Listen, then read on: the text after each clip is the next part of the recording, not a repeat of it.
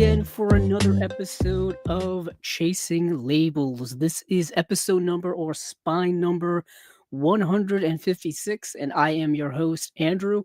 And we are back here once again to discuss many of the things that have happened in the world of boutique labels, announcements, and home video, and all kinds of stuff movie related within the last little bit of a time frame, basically within the last 2 weeks or so.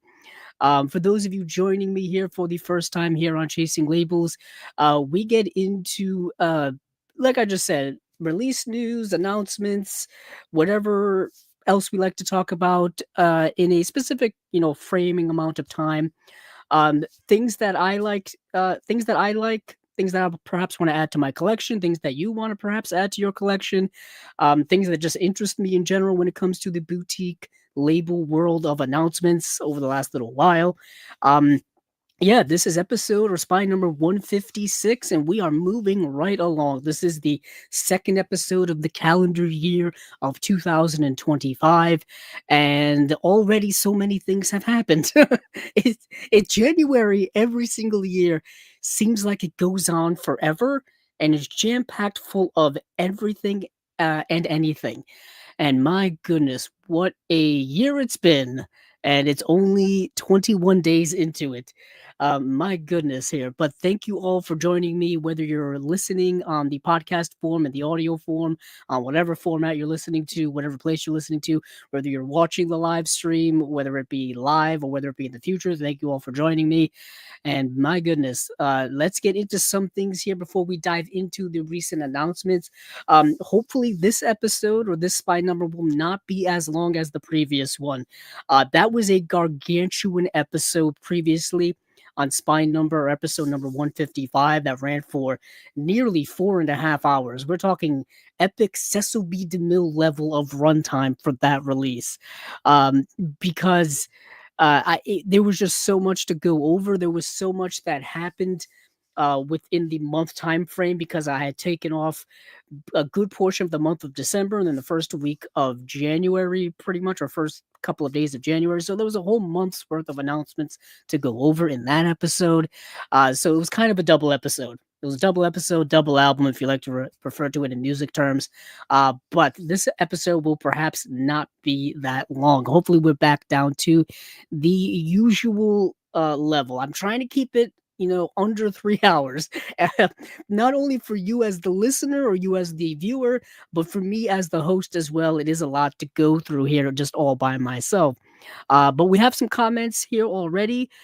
Jeff K is here. He says, evening, good evening, Jeff, with his lovely little avatar to share Mufune and Yojimbo. Humboldt Horror Honey or Corin Humboldt. I believe you changed your name. I'm assuming the same person. Hello, hello. Um, and then some other greetings here as well. But first and foremost, we have to address this situation that happened most recently as of last week. The passing of the legendary, the great David Lynch. Um, as I mentioned last year, I believe last summer, he had announced that he had emphysema and that his health had declined as a result of that. And of course, at the time here on Chasing Labels, and I think the whole movie world in general, wished him well. And unfortunately, he passed away last week, and it was a big blow to many of us.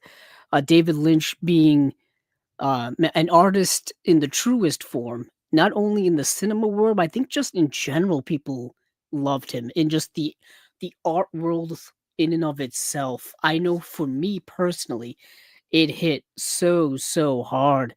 Um, David Lynch for me was one of my favorite filmmakers, inspirations, artists, persons of all time in terms of so many aspects of my life. I think because he did so much in terms of things outside of movies. He did music. He had his whole thing with meditation and all kinds of stuff. A true artist, and for me, the very bedrock of my love of cinema, movies as an art form, as an avant-garde piece of artwork, is all based off of him. It really has been his.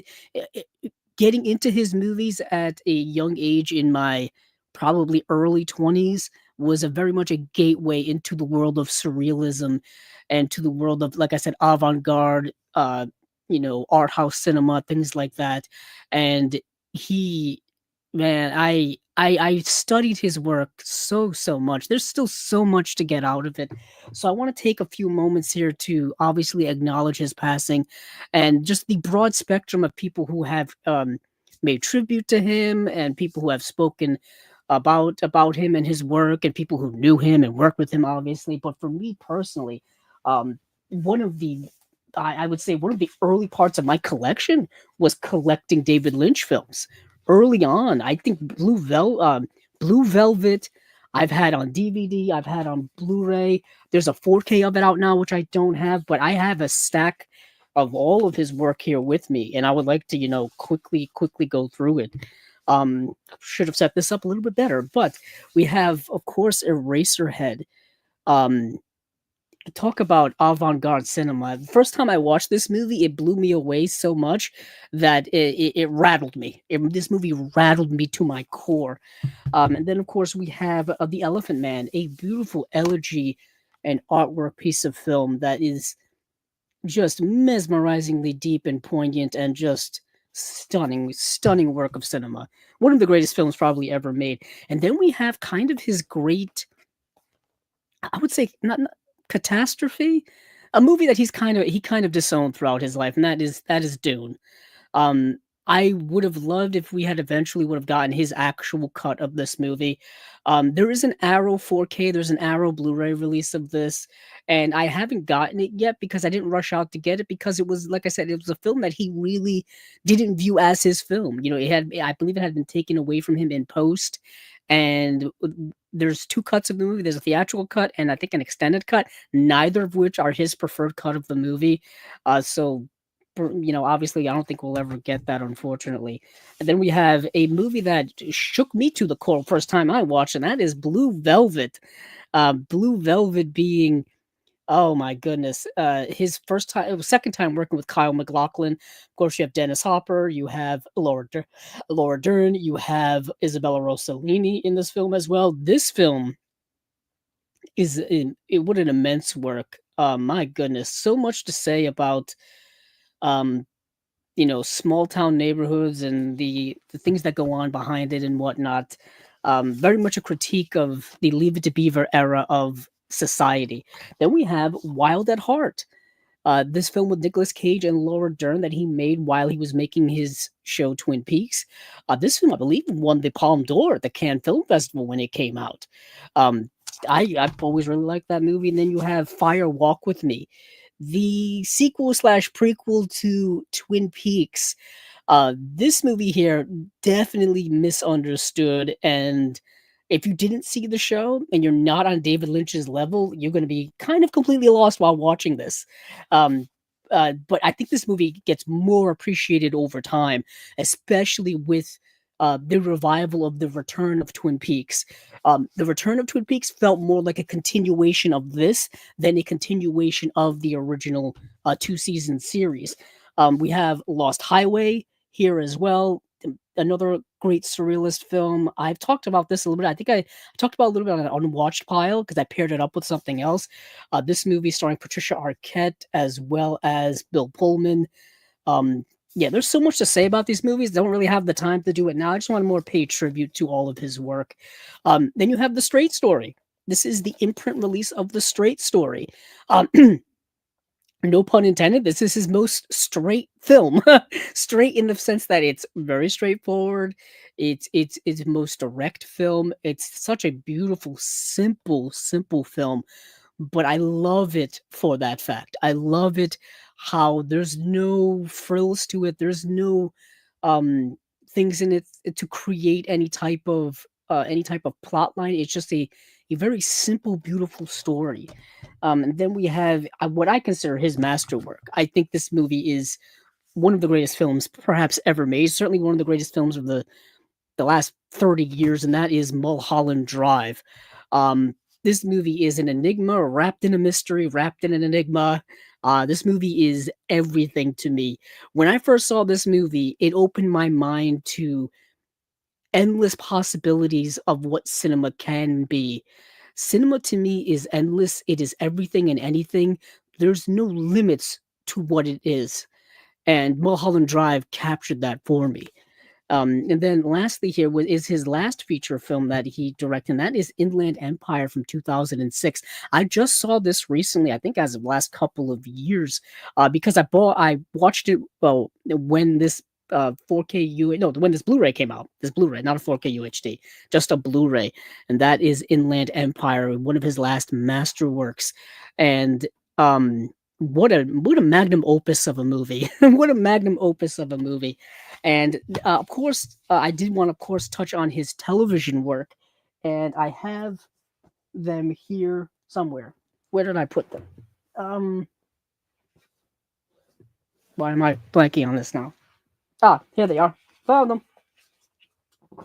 So I have Twin Peaks.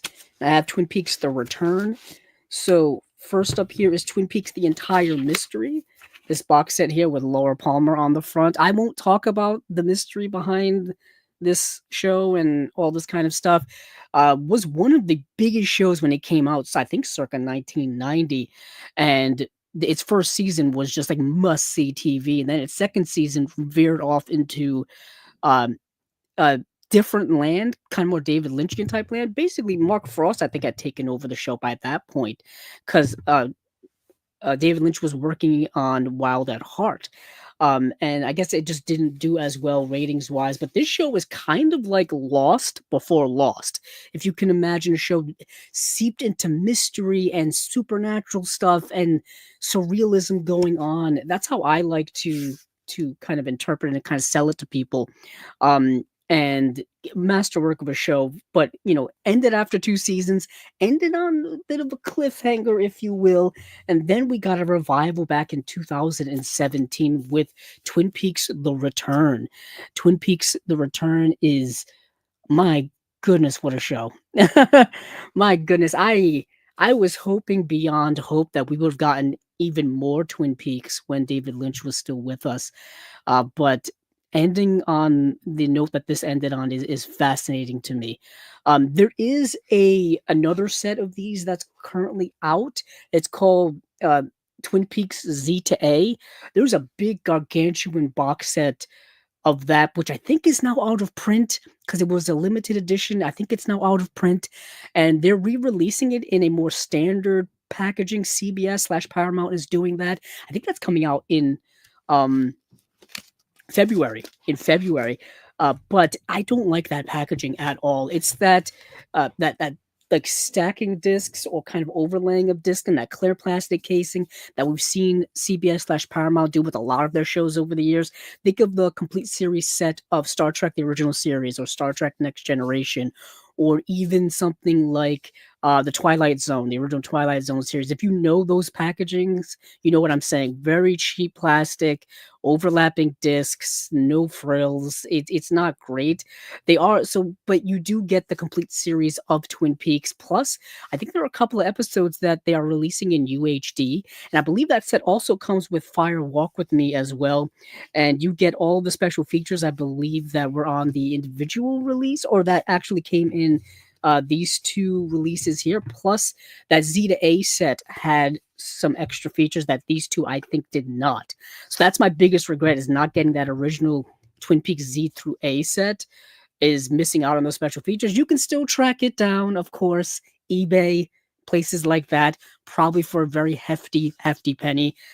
So that is everything that I want to say about David Lynch. I didn't want to take too much time because yeah, we have some things to talk about here on Chasing Labels, but I had to pay tribute to one of my favorite filmmakers of all time, one of my biggest inspirations in terms of my love of cinema, and movies in general and movie collecting, and just really he was kind of one of those guys who was just everything to me, and damn, I'm gonna miss him so much.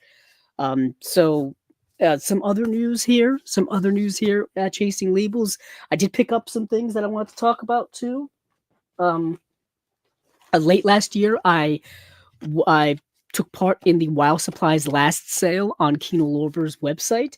And their Wow Supplies last sale, for those of you who are in the know, it's basically stuff that they are losing the distribution rights to, and stuff that they've got to basically burn the inventory of, and because they're not making anymore, and they want to sell all the stuff they have. So I decided to snag a few things. First up here is Inherit the Wind, which we covered here on Chasing Labels. This came out within the last couple of years, so this was kind of a surprise that it was already going out of print. This is the adaptation of the play Inherit the Wind. This stars Jack Lemmon and George C. Scott, one of George C. Scott's last films ever, I believe. Let me put this back over here. And then we have two box sets here. Well, not box sets, but more like collection. That is the Alice Guy Blaché Volume 1 and Volume 2. This is Volume 1, the Gaumont Years. And this is an extension of their first Pioneers First Women in Film box set from a few years ago, which featured several films from Alice Guy Blaché.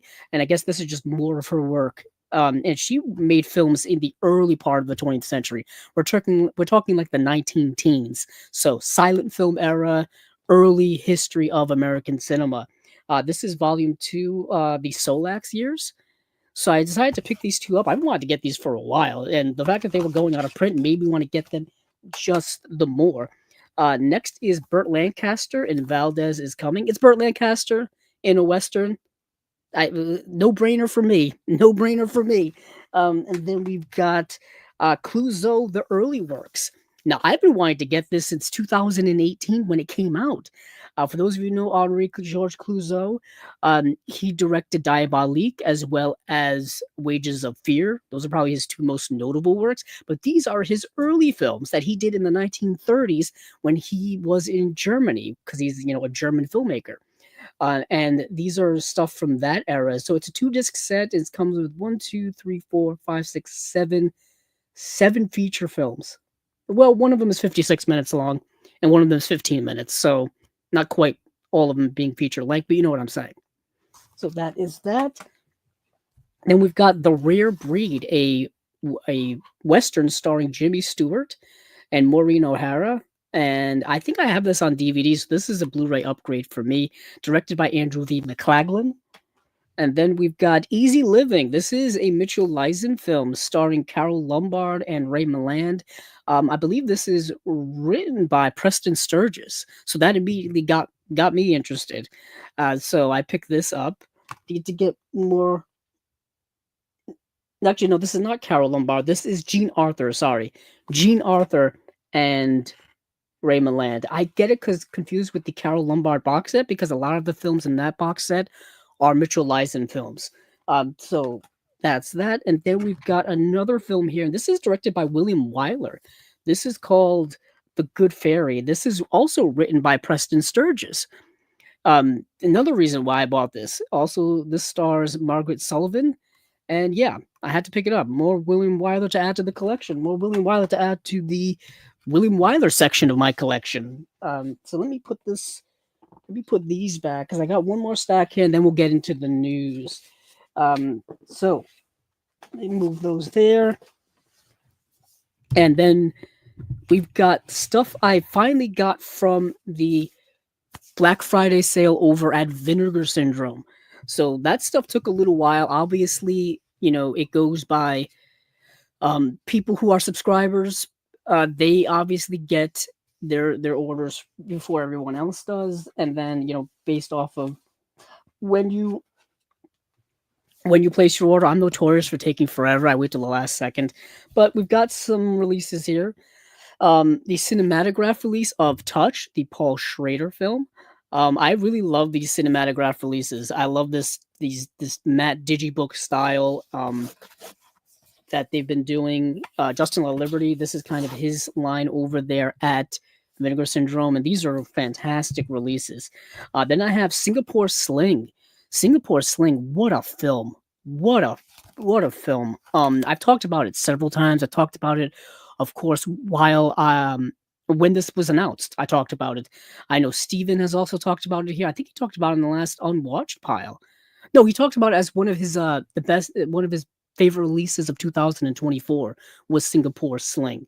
Our recent video of our favorite release of 2024 is available here on the channel, so check that out if you haven't already.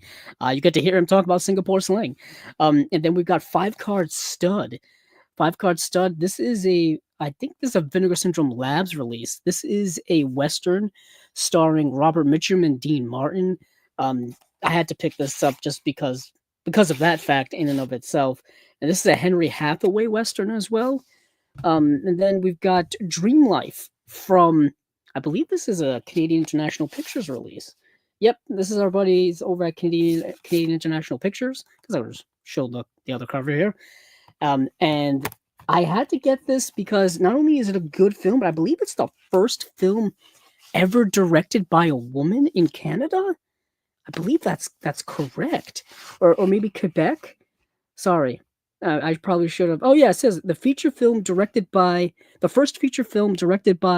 a woman in Quebec. It's Mireille Dansereau.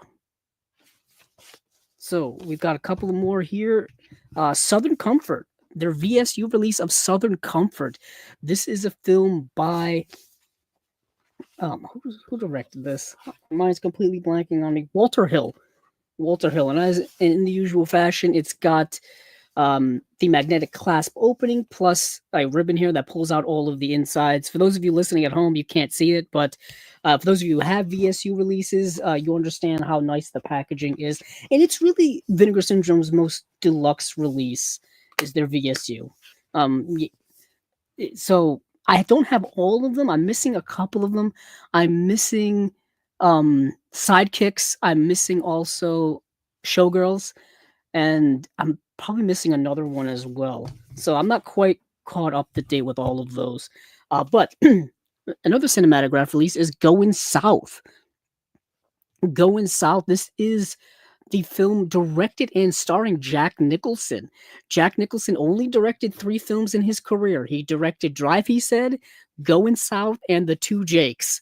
I have Drive, he said, and I have Going South. I need to get a copy of The Two Jakes just to complete the Jack Nicholson directorial filmography, if you will. They're not all great films. The Two Jakes is notoriously not known for being too great. Going South, I think, is good. It's at least good. Mary Steenburgen is in this film as well. This is another nice release. It has that matte digibook style, which I really, really like. But yeah, so I'm getting many of these cinematograph releases, not all of them so far. I'm missing, like I said, a couple myself. But we do have some comments here. Let's see. Corin Humboldt says, sad news, going to see a screening of Blue Velvet on Friday. Nice. I unfortunately have never seen a David Lynch film on the big screen in theatrical form. I've never gotten to see him. I mean, 2006, I was 19. Yeah, I was 19 when Inland Empire came out, and I wasn't into cinema the same way I am now, or I would be a few years later into my adulthood. So I didn't even know about David Lynch in 2006.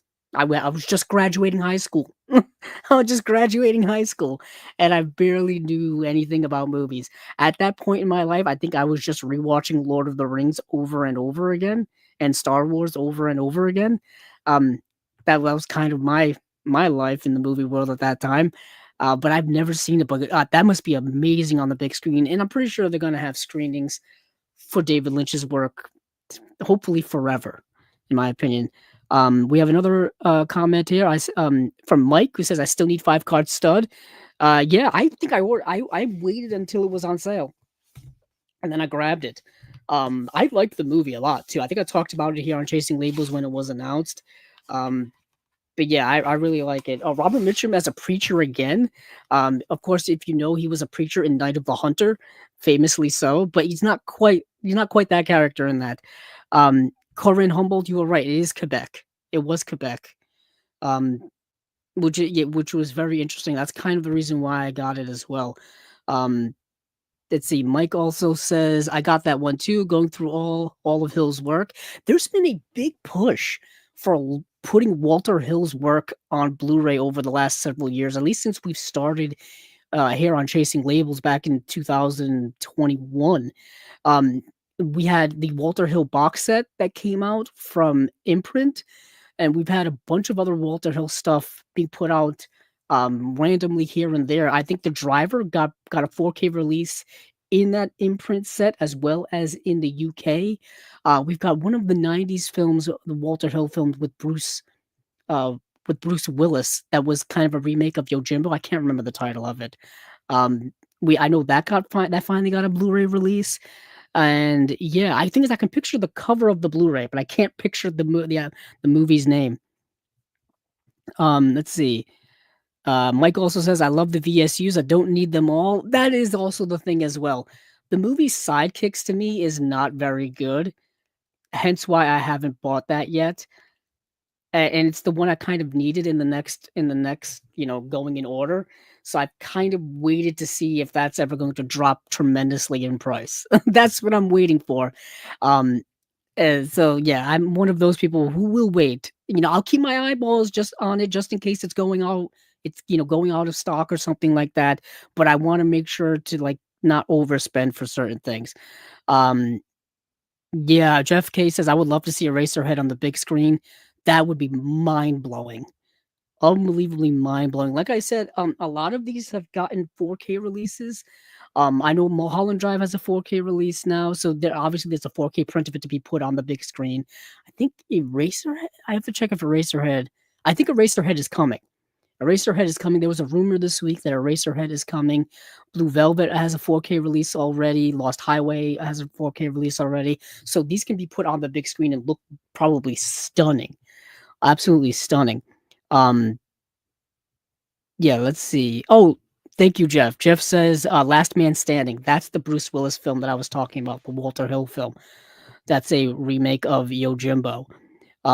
But yeah, that is everything I think we'll go over in terms of stuff I've gotten recently. Of course, paying tribute to the late great David Lynch, and now we got to find a place to put these things where they're not gonna topple over. So yeah, we'll leave all those there. And let's get into the news and the boutique label world. Now that we're already a half an hour into this, I said I wasn't going to go for a long time, but I guess I lied. So let's see. I'm just checking my notes. Actually, there's some news I wanted to get into, and then this news will segue um, into what I wanted to talk about. So, Shout Factory has acquired the Golden Princess Library. So, what this means, we need to break it down to everybody. This is gigantic news. So, these are basically cult Hong Kong action films from the 80s. Think of Hard Boiled, think of The Killer, think of A Better Tomorrow. Basically, like John Woo's work before he came to the US. And plus a bunch of other movies. I think it's like 156 movie library.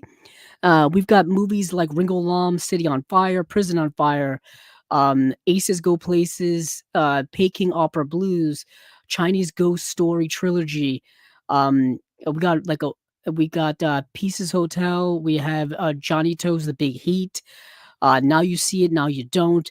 But this is gigantic news. They acquired worldwide distribution rights. So hopefully within the next year, perhaps this year, I have no idea.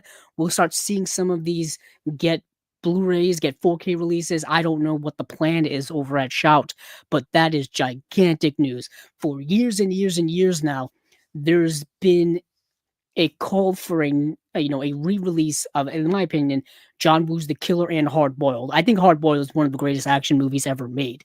So I'm like thrilled that this is finally happening. And yeah, I can't wait to see what this brings us. I know for years it's been so hard to get the rights to these Hong Kong films, and finally it's happened.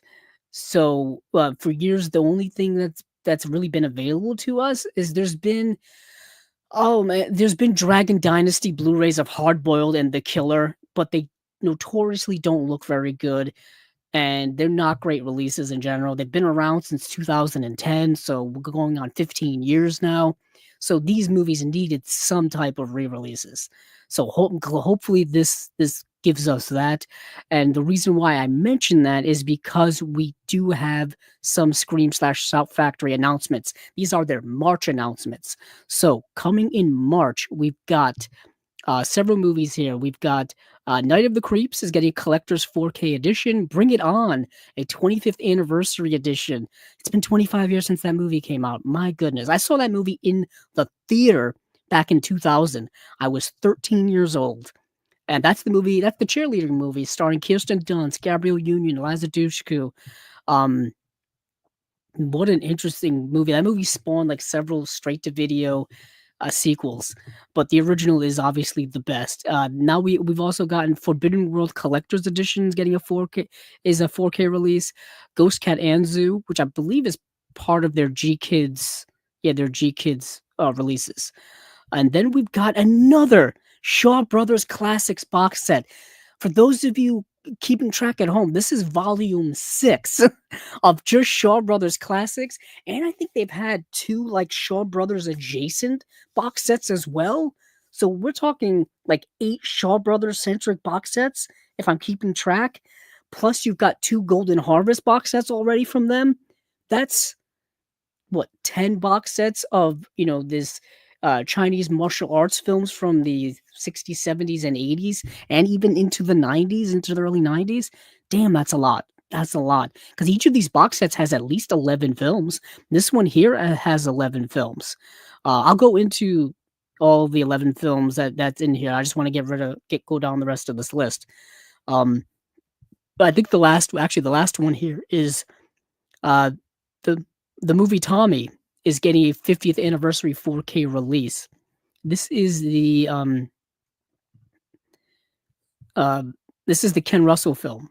The Ken Russell psychedelic rock opera starring The Who, Roger Daltrey, plus a bunch of other contemporary artists of the time perform in the film. It's a rock opera based off of their album Tommy from the late 1960s. This movie's an acid trip of a movie. It's just one long music video after music video after music video of so many people. Like Eric Clapton's in the movie, Tina Turner, Elton John sings Pinball Wizard. What a wild acid trip of a movie. But it's getting a 4K release. So for those of you who are fans of that movie, it's getting a 4K release. But the Shaw Brothers Classic set like I said, has 11 films in it. And the 11 films are Swordsman 3, The 12 Gold Medallions, The Black Enforcer, Duel for Gold, Fingers of Doom, Nacha and the Seven Devils, Shadow Girl, Swordsman at Large, The Black Tavern, The Young Avenger, Crazy Nuts of Kung Fu. And these films all range from 1970 to 1972, I believe. 1974, sorry. So another 11 film box set. Unfortunately, I did not get the chance to watch all of them. As you can imagine, watching 11 Shaw Brothers films would have been a tough task, at least in a row. Plus all the other stuff I've got to watch here for Chasing Labels. But yeah, another 11 film box set of Shaw Brothers Classics films. So that's a lot. Other movies of note here from this list that I've gotten to see. Night of the Creeps, I watched for the first time, directed by Fred Decker. The movie stars Tom Atkins, who of course was in The Fog. He was in Creepshow. He was in Halloween 3, I believe. And this movie it's a cult classic. It takes place in like it starts in the 50s and then goes into modern times, being 1986. And it's a movie that it's tough to explain. Not really. There are these alien parasites that come down and infect people and turn them into zombies. That's the movie. And then they also spread, because once you become a zombie, you also start spreading other parasites around. So it's the zombiness spreads around and what that and all that kind of stuff. Really fun 1980s cult classic horror zombie alien sci-fi movie called Night of the Creeps. I'm pretty sure many of you know it. I'm so late to the party on it, so it was new to me, but a heck of a lot of fun. Tom Atkins is actually really great in the movie. Um, Dick Miller makes an appearance in the film as well. It was nice to see Dick Miller. He's notorious for just showing up in one scene in a movie and then moving on. Um, so I also saw what else did I see here?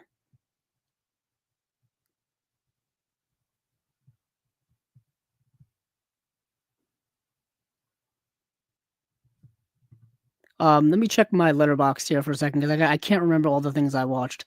But let me see. Nope, I checked the wrong thing on my letterbox. Let's see, scrolling down to I did see this. The Forbidden World, or just Forbidden World. For some reason, I drew a complete blank on it. So, Forbidden World, in the distant future, a Federation marshal arrives at a research lab on a remote planet where a genetic experiment has gotten loose and begins feeding on the dwindling scientific group. If that sounds familiar to you, it's very similar to the plot of Alien, because it's pretty much a super, super low budget 1980s, like Roger Corman produced uh film that's a ripoff of Alien. That's exactly what it is. Um, it's fine. It's you can probably watch it now on um like I think the Roku channel has it, Crackle has it, Plex has it. Something you wouldn't mind watching with some ads placed in commercial breaks. It's not a great movie. It's fun for exactly what it is. It's exactly what you expect it to be. So that's Forbidden Planet. I think or Forbidden World. Sorry, not Forbidden Planet. Um, and then, like I said, I talked about Tommy. I didn't get to see the Ghost Cat Anzu. I wanted to. That's a newer film, so it was really tough to find, and it's not really streaming anywhere. So yeah. So I think that's it for Shout Factory slash Scream Factory. Let's move on. Those were their March releases of Night of the Creeps, Bring It On, Forbidden World, Ghost Cat Anzu, and then their Shaw Brothers Classics box set number 6, volume 6. So let's move along from there. We check my notes. Let's move over to our friends over at Radiance. Why not? So Radiance had uh one, two, three, four releases plus a fifth one from Raro Video or Raro Video. So they had a Tale of Sorrow and Sadness, Savoir, Girl with a Suitcase, River of Grass, and Rulers of the City is their Raro Video release. I watched all of the Radiance ones because I'm not really collecting Raro Video releases or Raro Video releases, but A Tale of Sorrow and Sadness is first up on the docket, and these are let's see, these are their April releases. Yes, these are their April releases. So they're already in April. They're way ahead of the game. We're all stuck in January freezing. I don't know about anybody else. I live in the Northeast and it is currently like 16 degrees here. It's going to go down to single digits tonight. And I know people also freezing over in the Midwest. It's a very cold January already. Um, so I'm just cold all the time here. So, but I can't even think of April and think of May. Those are warmer weather on the horizon. So, let me read this here for A Tale of Sorrow and Sadness. Let's see. Oh yeah, the editor of a sports magazine grooms fashion model Reiko to become a pro golfer while retaining exclusive rights to her likeness. Reiko's popularity soars after she wins her first tournament and she becomes a media sensation. But when she and her manager cause a hit and run accident, the victim begins to blackmail Reiko, introducing further and further into her personal, intruding further and further into her personal life. This was Seijun Suzuki's comeback film after being blacklisted by the film industry for 10 years. Though adapted from a popular manga, the bold visuals and absurdist plot twists are vintage Suzuki. Yeah, this is a Seijun Suzuki film from 1977. For those of you who have been collecting Seijun Suzuki films or know of Seijun Suzuki's work, there were three box sets of Seijun Suzuki's work put out by Arrow over the last many years. There's a volume 1 and volume 2 of Seijun Suzuki's work, two of which are my biggest regrets ever in the collecting life of not buying when they came out, because they are out of print. They've been out of print for years, and they are rather expensive to track down to buy. There's also a third box set called the Tayosho trilogy, um, and that I think is, you can still find that. I don't think that's tough to find.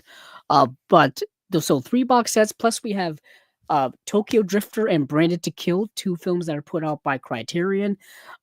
Those are obviously always able to find those. But this movie here is rather interesting because it's a play on, like, not only like me like it's not only touching on, like, the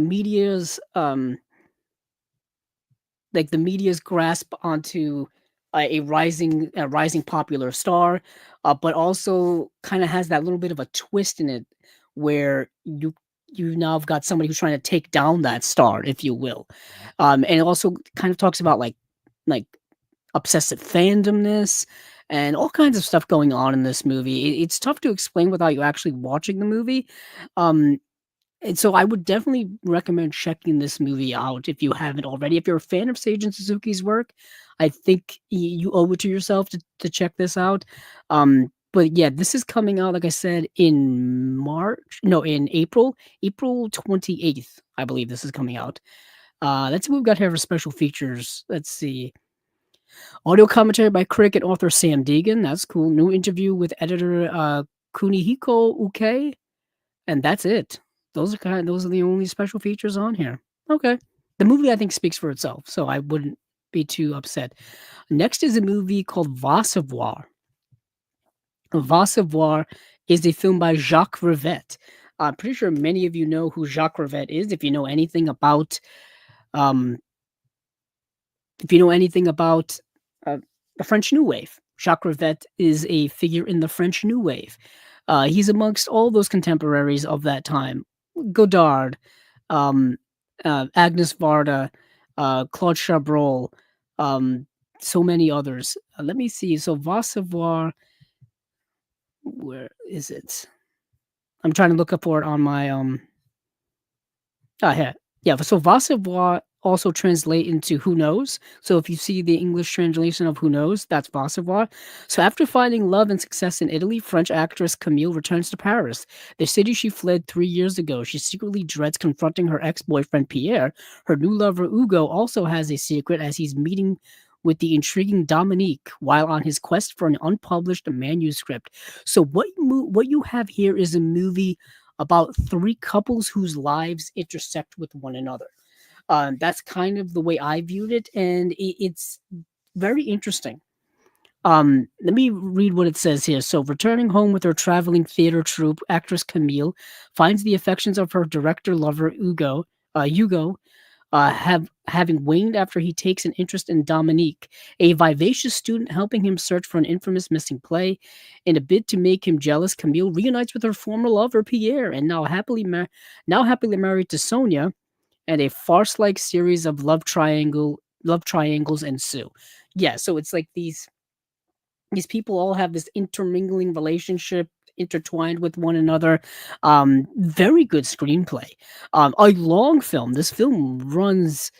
Oh, gee, let me look over here. This movie runs for 154 minutes, so it's a 2.5 hour, you know, drama romance of these intersecting lives.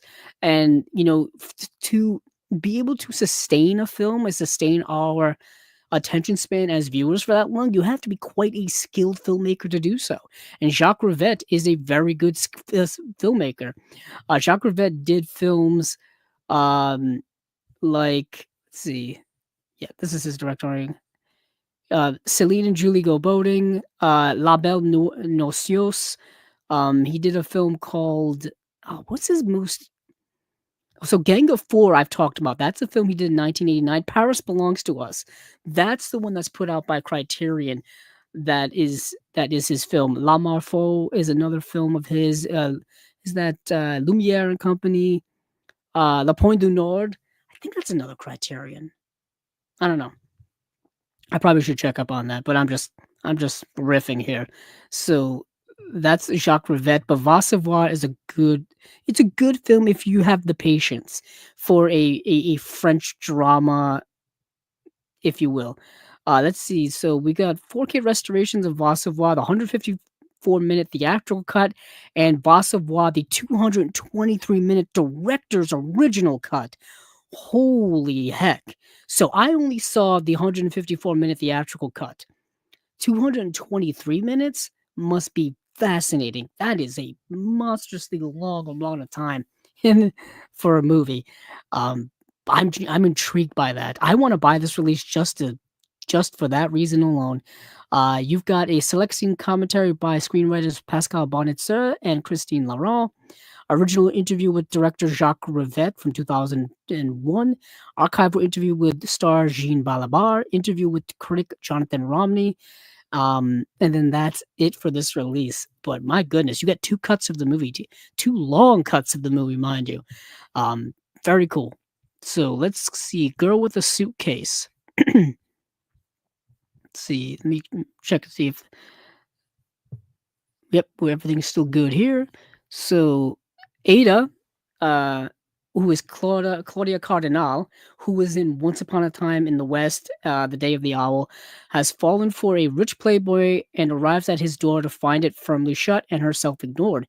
His younger, more sensitive brother, Lorenzo, helps her and finds himself quickly besotted. That's a fancy word. Basically, I think he's smitten with her. That would be more accurate, or more well known of a term.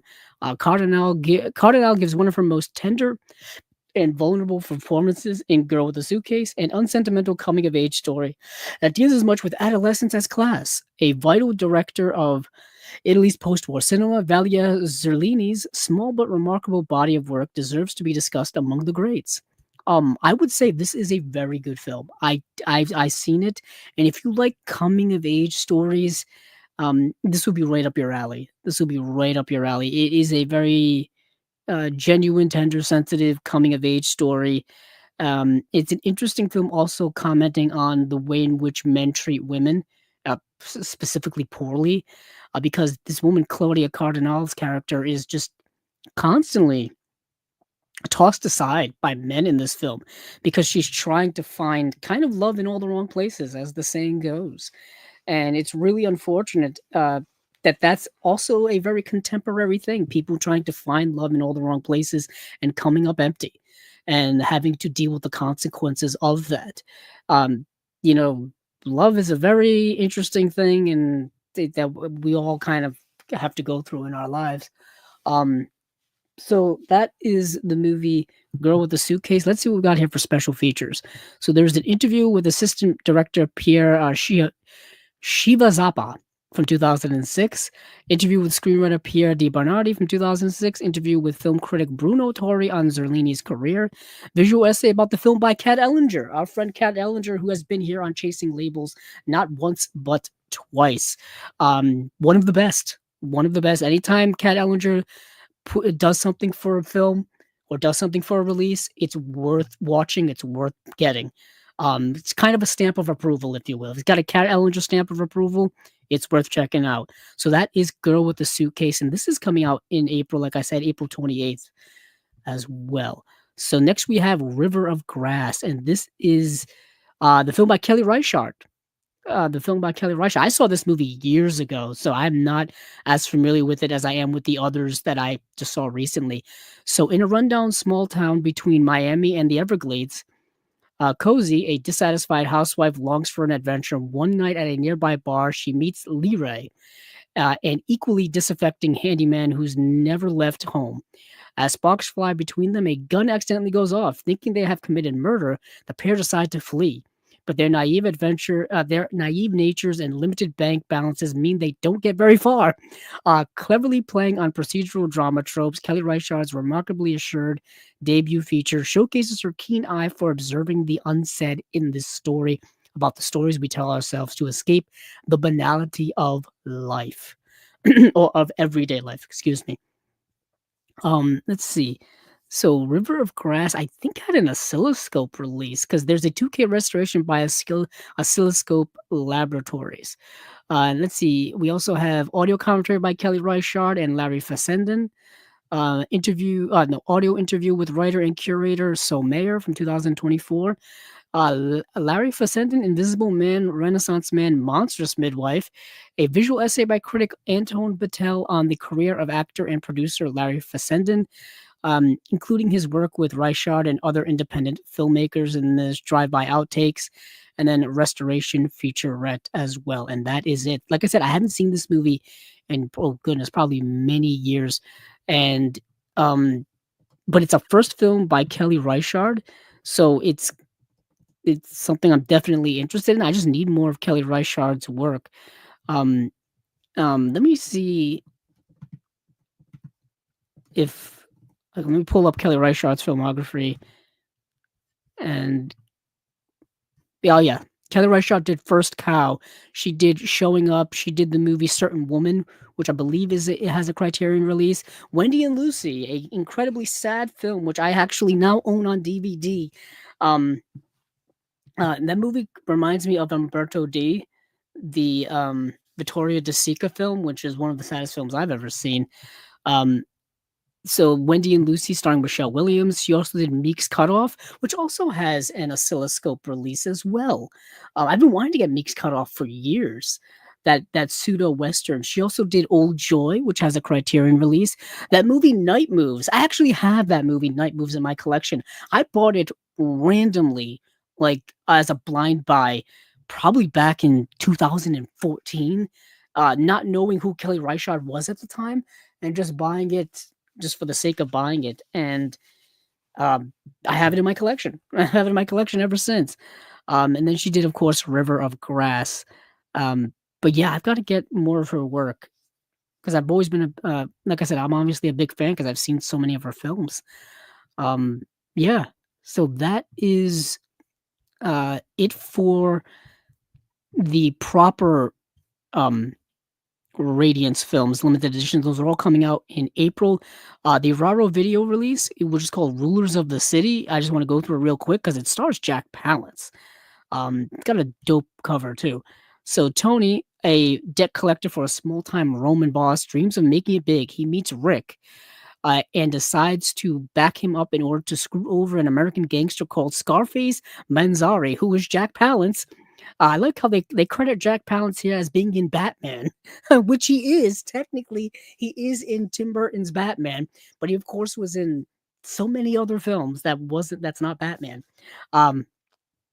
But Scarface and Manzari, Jack Palance, who monopolizes all the crime in the city, but Rick is driven by revenge on Manzari because he had treacherously killed his father after a robbery years earlier.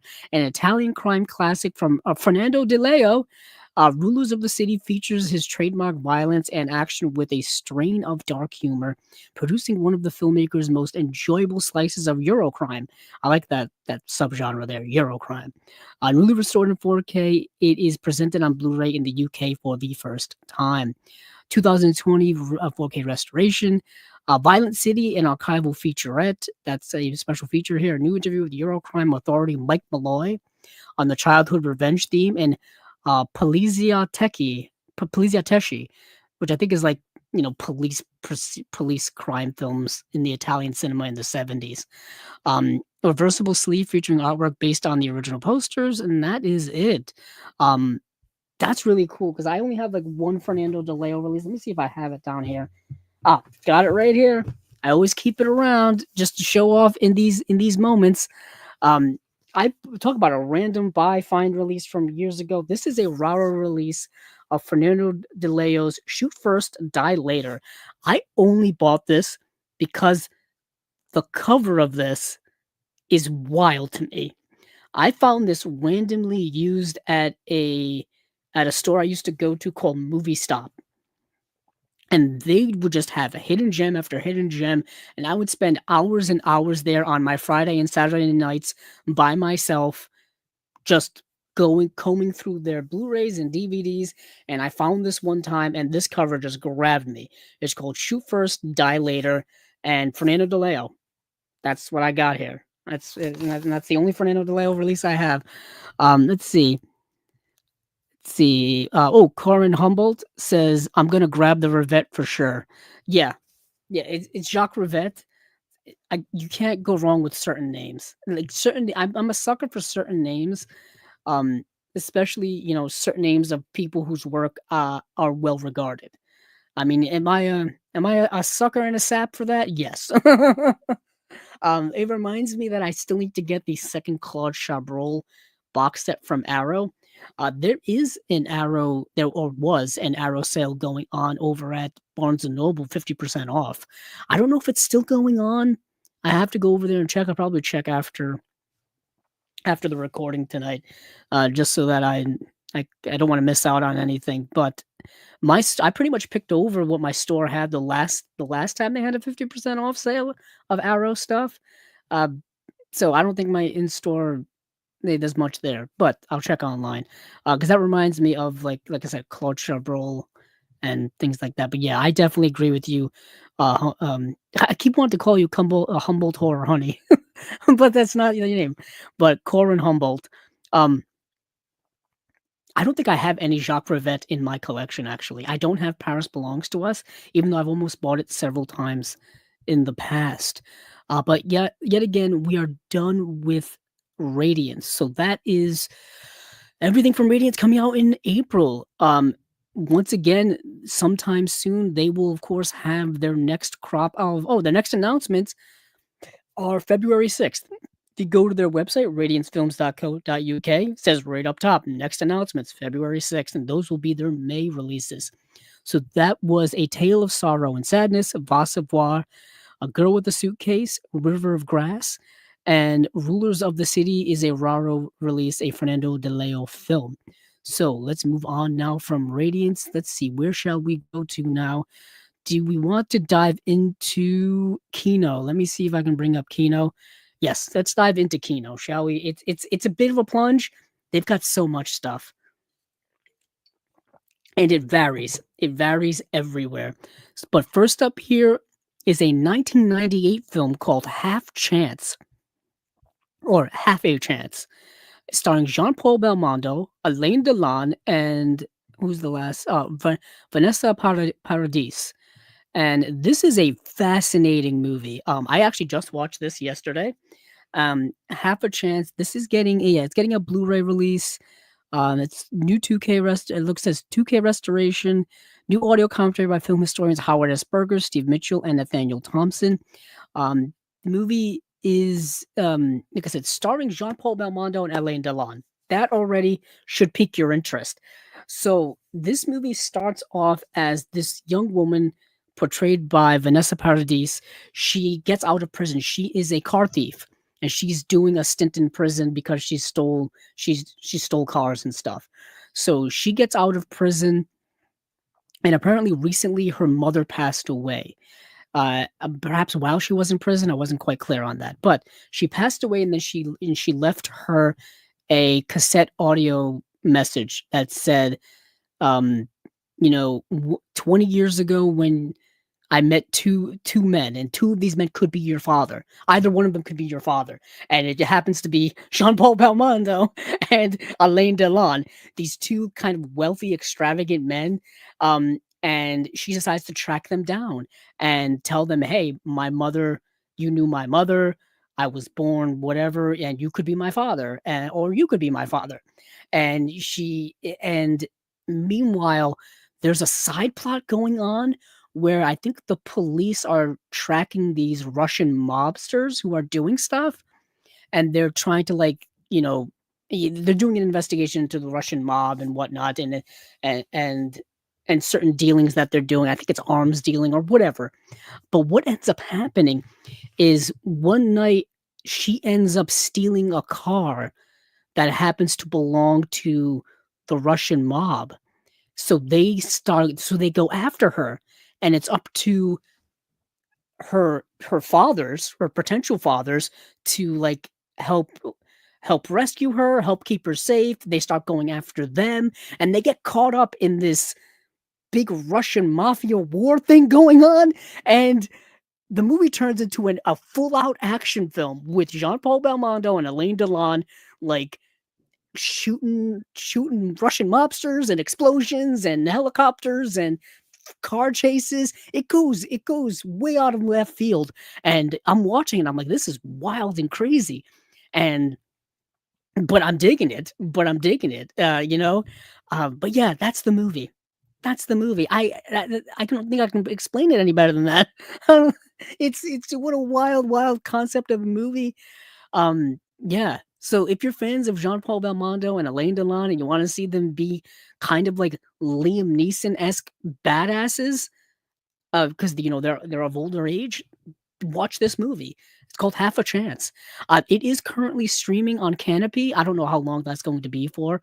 When it comes to the streaming world now, things change week to week, month to month. So you don't know where anything is at any given point. You got to keep track of these things. But yeah, that's Half a Chance. Um, what an interesting movie. Let's see. Moving on from there, we have another Alain Delon film called The Black Tulip. Now, if you ever want to see Alain Delon be a French Zorro, I've got the movie for you. It's called The Black Tulip. This is getting a Blu-ray release coming out March 18th. Half a Chance is also March 18th. It's got a 4K restoration, new audio commentary by film critic and author Simon Abrams. And that is it.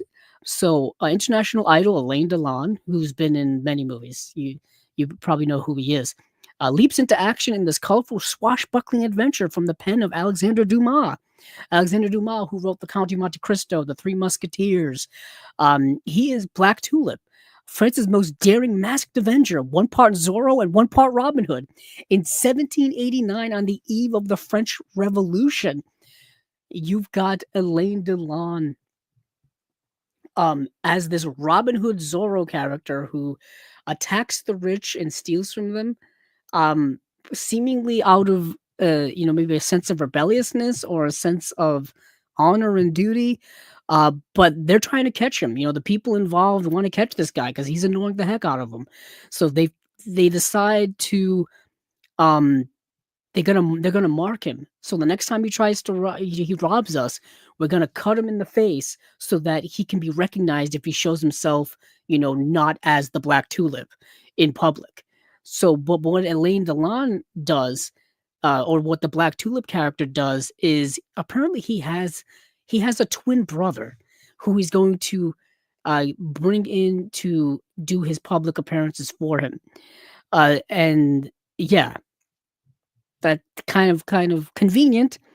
Um, so yeah, so they decide, but the thing is that his twin brother is kind of the opposite him in every way, in terms of the way he carries himself in public and the way he treats people, the way he acts around other people. So it's a bit of a learning curve for his twin brother, who's also, I think, portrayed by Alain Delon, and they yeah, so and then his twin brother ends up falling in love with some woman and whatnot. It's a whole big thing. Either way, you get the gist of this movie. Um, it's Zorro meets Robin Hood with a little twist of like the Prince and the Pauper situation, where you're switching identities here, and whatnot. So that's what you get. It's not a bad movie. It's a fun movie if you love seeing Alain Delon being absurdly handsome for, oh, how long is this movie? 113 minutes. And if you're a fan of him, check it out. Just check it out. Next we have a movie called Ho, with an exclamation point. So I guess it's like screaming, you know, like I was gonna say like Thundercats. Guess it's like screaming like Thundercats. This is a movie from 1968 starring Jean-Paul Belmondo. It's got a 4K restoration. It's got a new audio commentary by film historians Howard S. Berger, Steve Mitchell, and Nathaniel Thompson. This movie is interesting. So, like I said, starring Jean-Paul Belmondo, he stars as Francois Holland, also known as Ho. a race car driver who leaves the world of auto racing behind for a life of crime. His skills make him the perfect getaway driver for a gang of bank robbers. When the leader of the gang is killed, Ho muscles in and tries to take over. Of course, that doesn't go according to plan, igniting his transformation from small time thug to notorious criminal in the style of Arsene Lupin and Al Capone, based on a novel by Jose Giovanni. This elegant, thrilling gem of European neo noir was directed by Robert Enrico. So this synopsis is not quite makes it more extravagant than it actually is. Um, so he does try to, you know, move up in the gangster world, um, to a certain extent. I don't want to say more else than that, but yeah, it's like I said, if you're a fan of Jean-Paul Belmondo, check this out. If you're a fan of kind of, French Euro neo-noirs from, I want to say like in the late 1960s, yeah, 1968, give it a watch. I liked it. It's a slower film than I thought. There's a lot less gangster things going on, a lot less criminality going on in it, and the movie, it takes some twists and turns, if you will. Um, but I think you'll dig the ending. Like, the ending is really cool. I wish the ending was a lot more of the way the rest of the movie was. Um, but yeah, so that's the movie Ho, starring Jean-Paul Belmondo. Next, we have Diary of a Chambermaid, starring Jean Moreau, directed by Louis Buñuel. So if you're a fan of Louis Buñuel and you've got a Louis Buñuel section in your collection like I do, I think you need Diary of a Chambermaid. 2K restoration by Studio Canal. New audio commentary by film historian Imogen Sarah Smith. Very nice. An Angel in the Marshes featurette in French with English subtitles. Interview with screenwriter Jean-Claude Carrier. Q&A with Jean-Claude Carrier. Wow, there's a lot of Carrier here because the interview is 24 minutes long and the Q&A with Jean-Claude Carrier is 51 minutes long. Wow, that's a long Q&A. But an exquisitely enigmatic Jean Moreau is the chambermaid Celestine, who takes a position with a decadent family on a pre-World War II Normandy estate and finds herself in the middle of a hotbed of hypocrisy and perversion. The old man, let's see, yeah, the old man has a foot fetish. His daughter is a frigid hysteric. Her husband, a dissolute rake. The gamekeeper, a racist and sadist, while the fascist neighbor compulsively throws his garbage on their property. When a child is murdered, Celestine becomes obsessed with discovering and exposing the killer, even though she finds herself attracted to him. Adapted from the Octave Mirbeau novel by cinema's grand surrealist and satirist of the bourgeoisie, Louis Buñuel, who of course did Belle de Jour. Diary of a Chambermaid exerts a hypnotic fascination with the erotic while striking out against human hypocrisy and moral decay. Um, yeah, so this movie, like I said, stars Jean Moreau as she's a woman who is hired to take care of an elderly man in the family who is sick and needs, like, needs care, and he passes away and she's kind of left. What does she do now in terms of employment and whatnot? And but what ends up happening is this young girl ends up getting murdered, and she decides to stick around to find out who did it. She has her suspicions, and she's going to try to expose that person, because of her suspicions. So she needs proof, and she needs, um, a way to capture this person. And of course, things like that are a lot easier said than done. So that is Diary of a Chambermaid. Next, we have The Glass Web, which is a 3D movie from the 50s, from 1953, actually. Let's see. So this is, like I said, a 3D movie from 1953 called The Glass Web. There's a new audio commentary by professor and film scholar Jason A. Ney with 3D experts Mike Baliu and Greg Kintz. Includes the 2D Blu-ray. Uh, includes the 2D Blu-ray, 3D Blu-ray, and anaglyphic red and cyan 3D versions with one pair of anaglyphic 3D glasses. So you get the red and blue 3D glasses. I'm assuming that, cardboard, paper glasses or whatever. You know the ones. So for those of you who don't know, 3D comes and goes in waves throughout cinema history. It was big in the 50s, went away, returned in the 80s, went away, and then came back in the late 2000s, early 2010s. Remember when we were getting 3D TVs in our houses. We were getting 3D Blu-rays at home. We were getting 3D movie re-releases in theaters. New movies were coming out in 3D. Like I said, it comes and goes in waves. Whether it comes back again, I don't really know. I don't think so. I think 4K is kind of replacing that in terms of a new format for people to view at home and for people to view in theaters. So that's what I believe to be the case. But man, I remember 3D when it hit back in the late 2000s, early 2010s. They were re-releasing everything in 3D. They re-released Titanic in 3D, Jurassic Park in 3D. They re-released The Phantom Menace, Star Wars Episode 1 in 3D. Of course, that had to do with the fact that Avatar came out in 3D in 2009, and it was a massive, massive hit at the box office. So that really just kicked the 3D craze into overdrive, especially with the movie theaters. With the movie studios, they started making movies with 3D cameras to put out in 3D. Then there was 3D up conversion versus 3D native, whether a movie was shot in 3D versus not shot in 3D. And then you had the same thing with Blu-rays at home. I had a 3D TV. I had a Panasonic 3D TV. Um, I had 3D Blu-rays. I think I still have a few of them around actually, um, in my collection. Most definitely. Like I had Hugo in 3D. I think I had Avengers. Um, I had a bunch of 3D movies at home. I had the bigger thick glasses that you had to that were battery powered because there was two versions of 3D. Now I'm going off on a tangent here. I need someone to stop me. There was passive 3D. Passive 3D were the ones you kind of saw in theaters. That where you got those disposable glasses that they gave you in the theaters. You would recycle them afterwards. That was passive 3D. I think there was progressive 3D. Those were the thicker glasses. I still have them. I should bring them out and show you guys one day. Where they were, battery powered. You had to charge them with like a mini USB cable.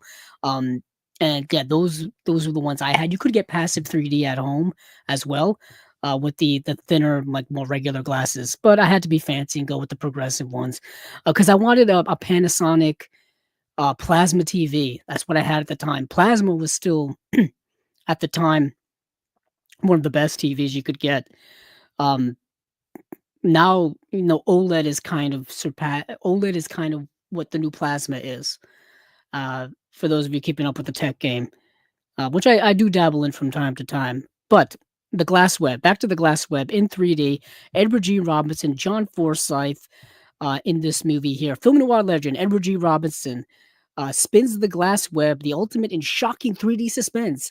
Television writer Don has been having an affair with ice cold actress Paula, while working on the weekly authentic TV show Crime of the Week. When Paula demands a ransom to keep the affair from Don's wife, he agrees. However, as he arrives to deliver the money, he finds Paula dead. Soon, the show's researcher, Henry, Edward G. Robinson, proposes that their next episode should reenact Paula's murder and that he has incriminating evidence against Don. The twist-filled noir classic was filmed in three glorious dimensions by legendary director Jack Arnold, who did Creature from the Black Lagoon and The Incredible Shrinking Man. And yeah, so what we got here is a 3D noir from 1953 starring Edward G. Robinson. Uh, yeah, it's a murder blackmail story, a quintessential film noir plot. So that is The Glass Web, and that is coming out actually March 25th. Next is a movie I wanted to watch, but you can't find this thing anywhere. It is not streaming. It is nowhere to be found. And this is the movie The Countess of Monte Cristo from 1934, starring Fay Wray. I think you could only ever really see this movie at film festivals and special screenings, stuff like that. It says coming soon to Blu-ray from a brand new 2K master. This could mean it's coming this year or next year. We don't really know when it comes to Kino, but we will keep our eyes looked. We'll keep our eyes open, I should say. Directed by Carl Frund, who directed The Mummy and Mad Love. Those two good movies. The Mummy, of course, being the Universal monster film, and then Mad Love, I believe, has a is that the Warner Brothers film starring Peter Lorre? I think that's Mad Love. But I wanted to see this. I wanted to see this movie. I couldn't find it anywhere. Um, yeah, Countess of Monte Cristo, Carl Lemmel presents, starring Fay Ray and Paul Lucas. I can't wait for this release. To be honest, I'm very excited about it. Next up, also coming soon on Blu-ray from a brand new HD master from a 4K scan of the original camera negative is The Best Little Whorehouse in Texas from 1982, starring Burt Reynolds and Dolly Parton, Dom DeLuise, Charles Durning, Jim Neighbors. This movie I actually have already. Let's see, it's down here. Let me see if I can get my copy out without knocking over everything I have around me.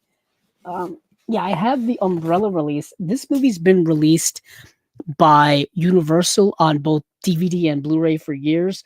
But I just happen to have the box of Burt.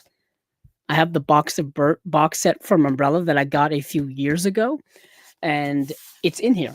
It's in here. So let me get it out of there. So here is it. If you're interested in a musical with Burt Reynolds and, of course, Dolly Parton, I've got the movie for you. Let me just read the back of this. When popular chicken ranch brothel in Texas is targeted by a moralistic TV media crusader, the brothel's buxom Manon, Miss Mona, Dolly Parton, of course, teams up with the local sheriff, Burt Reynolds, to save the cat house from the closure to this song and dance comedy adapted from the smash hit Broadway musical. Yeah, that's Best Little Whorehouse in Texas. And this movie, like I said, has been available on DVD and Blu-ray here for many, many years. It's available in this box of Burt set as well from Umbrella. I love me some Burt Reynolds, and of course Dolly Parton is fantastic as well. So I definitely do recommend this movie if you're a fan of both of them. Yeah, that's the Best Little Whorehouse in Texas. Let's see. What are we moving on here? Let's see. What else do we have here?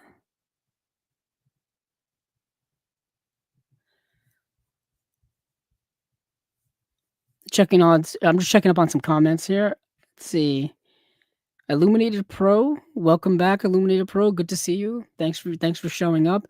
Ice says, "Hi man, how you doing tonight?" I'm doing okay. Tired as all heck. Like I was saying earlier, January seemingly is a very tiresome month. It's tough to get the engines going in the new year for me personally. You get that that previous year kind of hangover, if you will. And also, living up here in the Northeast, it's very cold and very dark all the time this time of year. Seasonal depression kicks in, everything else kicks in. It was a very harsh end for me for the end of 2024 going into January. Hold on here. I think I just lost my camera. Hold on, everyone. I shall be fixing it momentarily. Can you all still hear me?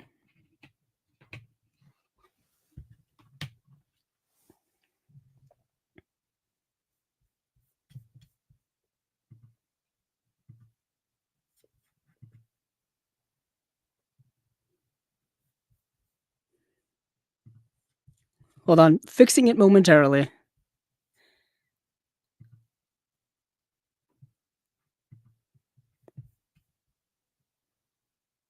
Okay, you can all still hear me. Let me get my camera going again.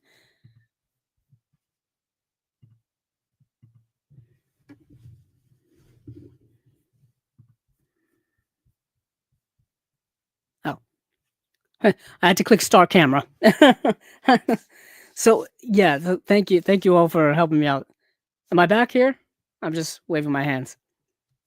Yeah, for those of you listening at home, the camera went out again. So I think I'm back. I think I'm back here. That's happened a few times to me. It hasn't happened in quite a few episodes, but it happened once again. I don't know. I think the software I'm using sometimes crashes on me when it comes to the camera. I'm using the Logitech software. It's like the free software you can get online. Um, and it crashes on me sometimes, and and I have to reboot it. So, oh, I'm back. Thank you, Jeff. Thank you, Jeff, for telling me. Um, but as I was saying, yeah, January is just a incredibly long and harsh month. The end of 2024 was rough for me. Going into 2025 was rough for me because of the, the hangover and whatnot. Um, it's yeah, this time of year is rough. In general, let me see. Let me catch up on what was going on here. Let me make sure actually if the stream is okay. Let me go check over on YouTube really, really quick. Um, what's interesting is I try not to have too many tabs open nowadays because that seemingly will overheat my computer and cause things to crash out on me. But you can never win when it comes to technology.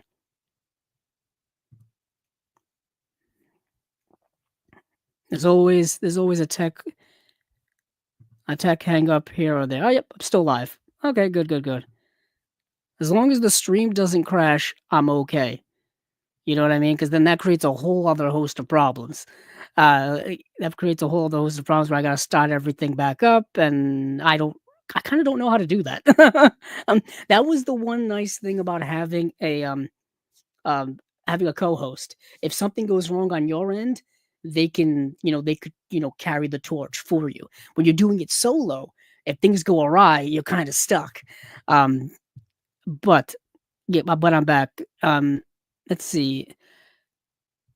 Um, So what I was saying before, like I said, what do I do? I want to address this. What do you do to get out of a funk? Illuminator Pro asked. For me personally, as someone who's constantly dealing with anxiety, depression, and all of those things all combined into one, um, it's a never-ending battle. For me, I always turn to cinema.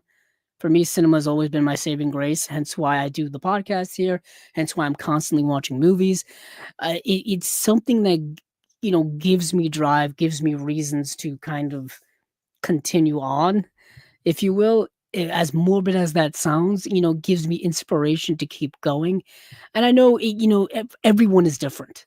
How everyone deals with anxiety, depression, being in a funk, being in a rut, being stuck, whatever the case may be, everyone is different and everyone finds solace in different things. Some are positive, some are negative, depending on who you are in your situation. But for me, it's always been cinema. Cinema has always been something I've leaned on heavily. Cinema, I try to stress this to people. For me personally, not to get too deep into it, movies are indeed my life. There's so much part of who I am and who my identity is that I rely on them for a lot of things. I was talking early on about David Lynch and how his passing affected me greatly, because of how personally connected I am to movies and to the people who make movies, to the movie world, to all of this. And being so attached to it personally, a lot of it can affect you.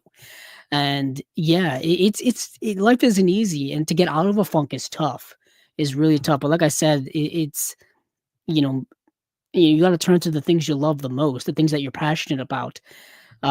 Jeff also said, watching Ray Harryhausen also always helps me when I'm down. To be honest, the magic of movies and the magic of Ray Harryhausen can help a lot. What is interesting is I had a friend recently who watched the Seventh Voyage of Sinbad for the first time, and he was incredibly um, amazed by how well that film holds up, how well made it is, how well done it is, and just how you know that movie like that over so long could be, you know withstand the test of time essentially. And sometimes you hit on certain magical movie makers whose movies always hit. You know what I mean? I think, I'm looking at the Frank Capra box set right next to me. Frank Capra is another filmmaker who I think movies that he made back in the 30s still hit today. They still have relevance today because there's something magically timeless about them. And that can be, that's what movies can be. Um let's see. This is me after I froze up. Um Let's see, movies that uplift me. Oh man. You gotta go I think you go back to the movies that you love the most, or you go back to movies that you perhaps discovered at a specific time in your life. I guess you could say nostalgic. I think nostalgic is the word for that. Nostalgia, people like to give a negative connotation for nostalgia, which I think doesn't give nostalgia a fair shake. You can turn any positive thing into a negative thing, you turn any negative thing into a positive thing. But nostalgia for me, it can uplift you. Going back to the things you love the most, and going back to what I love the most, um, go back to your favorites. Your old reliables. For me, it's Lord of the Rings. Lord of the Rings, came out at a time in my life. Was it 2001, 2002, 2003? I would have been 14, 15, 16, the formative years of my life, if you will. Formative years for many people's lives, the teenage years, if you will. Those movies are both nostalgic for me, they're contemporary for me, they're timeless for me. Um, going back to them transports me back not only to that time in my life, but it transports me back into a frame of mind of escapism, if you will, a frame of mind of being transported to a different dimension, you know, which I guess is escapism, kind of the same things. Star Wars was that for me, but at an even younger age. Um, Even certain other films, that are my favorites. Um, I'm thinking of Richard Linklater's film Dazed and Confused. I used to revisit a lot. I used to revisit Almost Famous a lot, the Cameron Crowe film. Not really uplifting films, but films that were familiarity, films that were contemplative to me, films that I ruminated and thought about a lot, and films that really, put me in a certain place. Even Richard Linklater's Before trilogy, I used to watch Before Sunrise every year on my birthday, because it's just I think one of the best films I've ever seen. Um, yeah, a lot of films like that. Also, a lot of TV. I think a lot of people lean on their favorite TV series, which can also be comforting to a lot of people because of the familiarity of it all. The characters, they become like your friends and people you know. I mean, remember, the opening song of Cheers. Sometimes you want to go where everybody knows your name. You want to go to Cheers. You want to go to the bar. You want to go to the place where everybody knows you. It's a comfort place. It's your comfort zone. For me, that's what movies are. I mean, I don't invest all of this time and energy and money and my life donating to movies, um, for me not to fully envelop myself within it. Um, yeah, but that's also hard to explain to people too, because to a lot of people, movies are just entertainment. They're just something you go to the movie theaters to watch. You stream on your laptop or you stream on your tablet to pass the time. To me, it is my time. You know what I mean? It is what I do with my time. Uh, you know what I mean? Uh, but yeah, it matters to everybody. Oh man, Illuminated Pro. Yeah, I was thinking of Almost Famous. I think about that movie a lot. I think about scenes in that movie a lot. As cliched as it sounds, the part of that movie where they're sitting on the bus singing Elton John, and um, the character leans over and says, "I've got to go home." I'm paraphrasing here. And Kate Hudson's character says, "You are home." Hits so hard. Because there's so much wrapped up um, in that moment.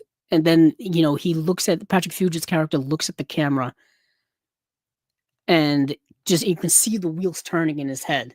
You know what I mean? This is a home for people. This is a home for these people specifically. These people in this band, the Band-Aids, whatever the case may be. This is their home. What an amazing movie. I wish Cameron Crowe would do more work. He's kind of not doing much these days, but when he was hitting on an interesting level. I think of the movie Say Anything as well a lot when it comes to Cameron Crowe. That's another really, really good movie from him. Um, but yeah, let's see.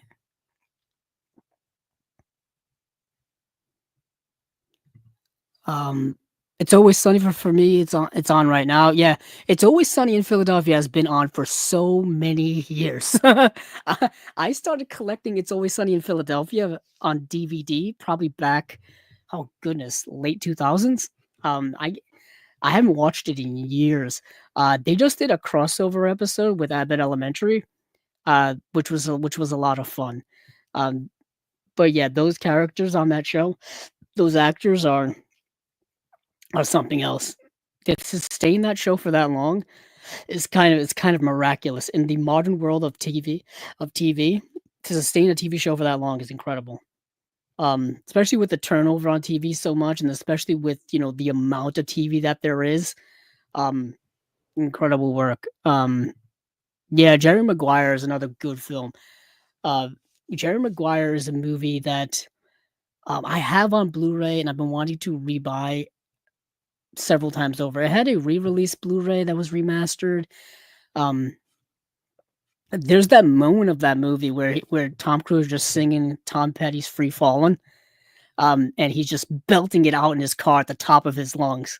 What a what a relatable scene! Probably one of the most relatable scenes Tom Cruise has ever done in a movie. Um, because how many times when you've been driving alone in a car, you just start singing a song at the top of your lungs because you're blaring it on the radio and you're all by yourself. That's a cathartic moment. That is a form of self therapy. Um, Singing to yourself in the shower is a form of self therapy. Um, Very interesting. Um, but yeah, good stuff here. But let me get back to where I was a moment ago. Let's see. We talked about Best Little Whorehouse in Texas. Next is going to be another movie similar to what I was just talking about with the Countess of Monte Cristo. Couldn't find this movie to stream anywhere, to stream or to watch wherever. You couldn't find. This is called Hijack Highway, also known as Gas Oil. This is a movie that's getting a 4K restoration. It's got a new commentary by film critic and author Simon Abrams. Um, it's a movie. When did this come out? Doesn't 1955. 90 runs 93 minutes. Dark roads, a stormy night, and Gene Gabin are the primary ingredients in Hijack Highway, also known as Gas Oil, a French noir gem. Gabin cements his status as one of the pillars of French cinema with a moody and moving performance, and it gives Jean Moreau, one of France's greatest actresses, one of her first great roles. After spending the night with his girlfriend Alice, Moreau, trucker Jean Gabin encounters a dead body on the road home. He reports the incident to the police, but they suspect that Jean is responsible for the death. And then there's that nasty gang of crooks who are harassing him. Jean is a victim of circumstance, and forces beyond his control are closing in on him. So this is the wrong man scenario, the classic Hitchcock wrong man scenario, but with Gene Gabin, and it looks like a series of unfortunate events. I remember talking about this movie a while ago because I think they may have announced it or somebody else is putting it out or whatever the case may be. And I tried to watch it back then and couldn't find it. And I tried to watch it now and couldn't find it.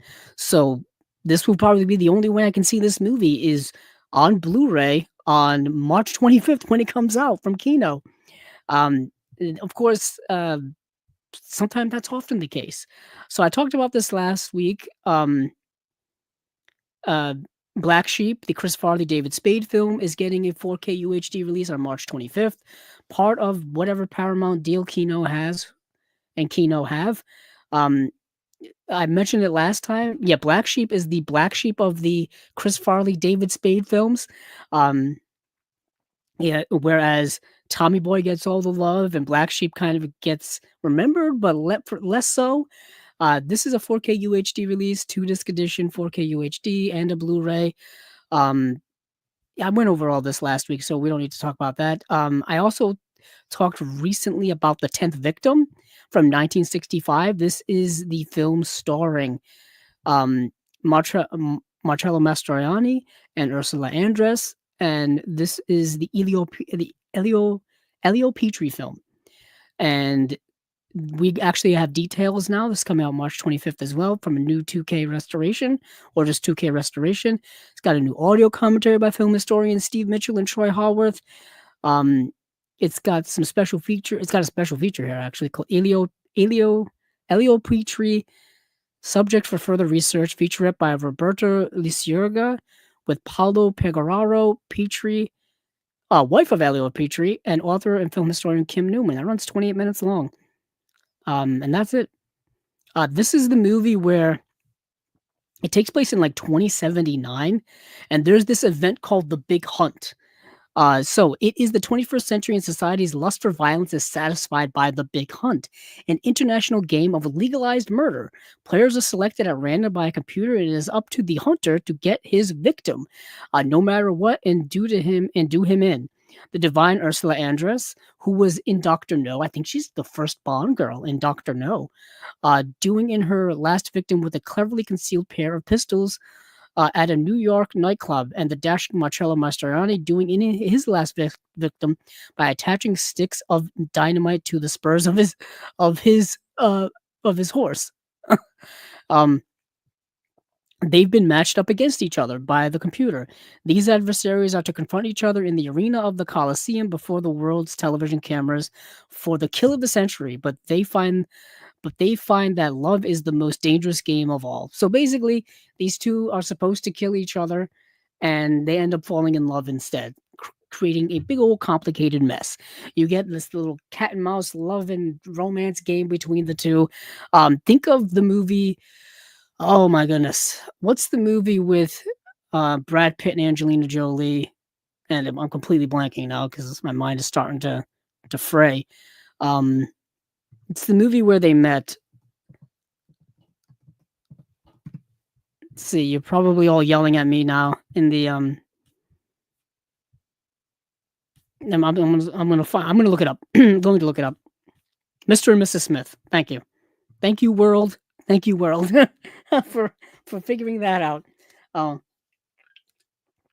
You have no idea what was running through my head at the time. For some reason the name Jack and Jill just kept running through my head. And I'm like, it's not Jack and Jill. It's not Jack and Jill. That's the Adam Sandler movie.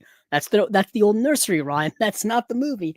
Mr. and Mrs. Smith, which actually now has a TV series remake, and they're doing a second season. And the way they're structuring it is, I guess, there's going to be a new pairing each season, which is fascinating to me.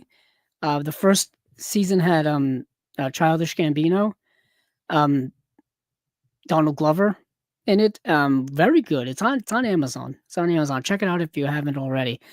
But yeah, for some reason I was thinking Jack and Jill. I had no idea. So Mr. and Mrs. Smith kind of reminds me of that. Or if you saw the movie The Adjustment Bureau, not The Adjustment Bureau, The Assassination Bureau, that Imprint release, that movie with what's his name and what's her name? That's probably not how you spell it. Oh yeah, I did spell it right. The Basil Dearden film from 1969 that stars Oliver Reed and Diana Rigg, where they have this adversarial relationship, but it ends up turning romantic. That's such a trope. That's such a trope. Such a trope. But I'm kind of a sucker for that trope. Yes, Adam Schofield, thank you. Ollie Reed. I didn't know we were calling him Ollie Reed. Oliver Reed. For some reason, I've been blanking on Oliver Reed's name lately, and I don't know why. Someone asked me about Gladiator 2 the other day, and so we started talking about the first Gladiator film. So we started talking about Oliver Reed and how he passed away while making it. He passed away doing a drinking competition when he promised Ridley Scott he wouldn't drink during the making of the movie. And I couldn't remember Oliver Reed's name. And I don't know why, because I know Oliver Reed. I've watched so much of his stuff over the last few years because so much of his stuff has been getting released, which is really, really awesome. But I kept blanking on his name recently. I just blanked on it now. I don't know why. He was also in Ken Russell's Tommy, which I talked about earlier, because that's getting a new release. So thank you, Adam. Thank you, Adam, for that. Let's see, where else are we going here? So that was the 10th victim. Next, we have a movie starring Peter Sellers called The Two-Way Stretch, or just Two-Way Stretch, from 1960. It's got a new audio commentary author and comedian historians Gemma Ross and Robert Ross, and that's it. This is kind of a yeah, this is a comedy caper. It's a comedy caper. So, um, Peter Sellers is in. Of course, people know Peter Sellers from the Pink Panther movies, Doctor Strangelove. He was in Lolita. Um, he was in um, so many other things. Um, oh, really? I didn't know that. Adam Schofield says the bar in Morocco where he died is now called the Oliver Reed. Oh, that's interesting. I didn't know that. Um, if I ever go to Morocco, I'm gonna go to the Oliver Reed, just so I can say I've been there. Uh, that's interesting. That's kind of like, yeah. I don't know. I'm thinking of Casablanca right now. I don't know why. I'm just imagining Casablanca. Uh, Rick's Cafe American, and I'm thinking of that, but it's called like Oliver Reed's, or the Oliver Reed. Um, yeah, fascinating. But two-way stretch, like I said, starring Peter Sellers. So Peter Sellers is in prison, and he and his friends they obviously they want to bust out. Who doesn't want to bust out of prison? Um, but they want to bust out, commit a robbery, because they hear about they get intel while they're inside about this big payday robbery, if you will, of I think the jewel I think yeah they're these jewels, and big payday, and so they want to bust out of this prison, commit the crime, and then go back in, then bust back into the prison so that they can create like a open and shut alibi, like just a closed alibi. Like they were here, they couldn't commit this crime. Uh, but of course, complications ensue. So they have all the plans like laid out, and then the officer that kind of oversees the prison, not the warden, but the guy, the main officer who oversees everything, who they're like buddy with. He's like this sweet old guy, and like they they're able to get away with all kinds of stuff, like having all kind of contraband in their rooms and whatnot. They're all buddies. They're having a good time, right?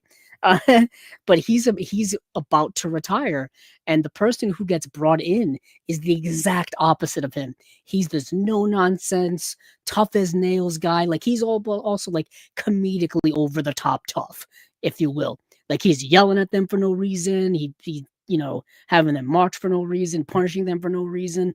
Just a complete opposite guy. So obviously this creates all kinds of problems that they got to work through. And that's when the comedy ensues.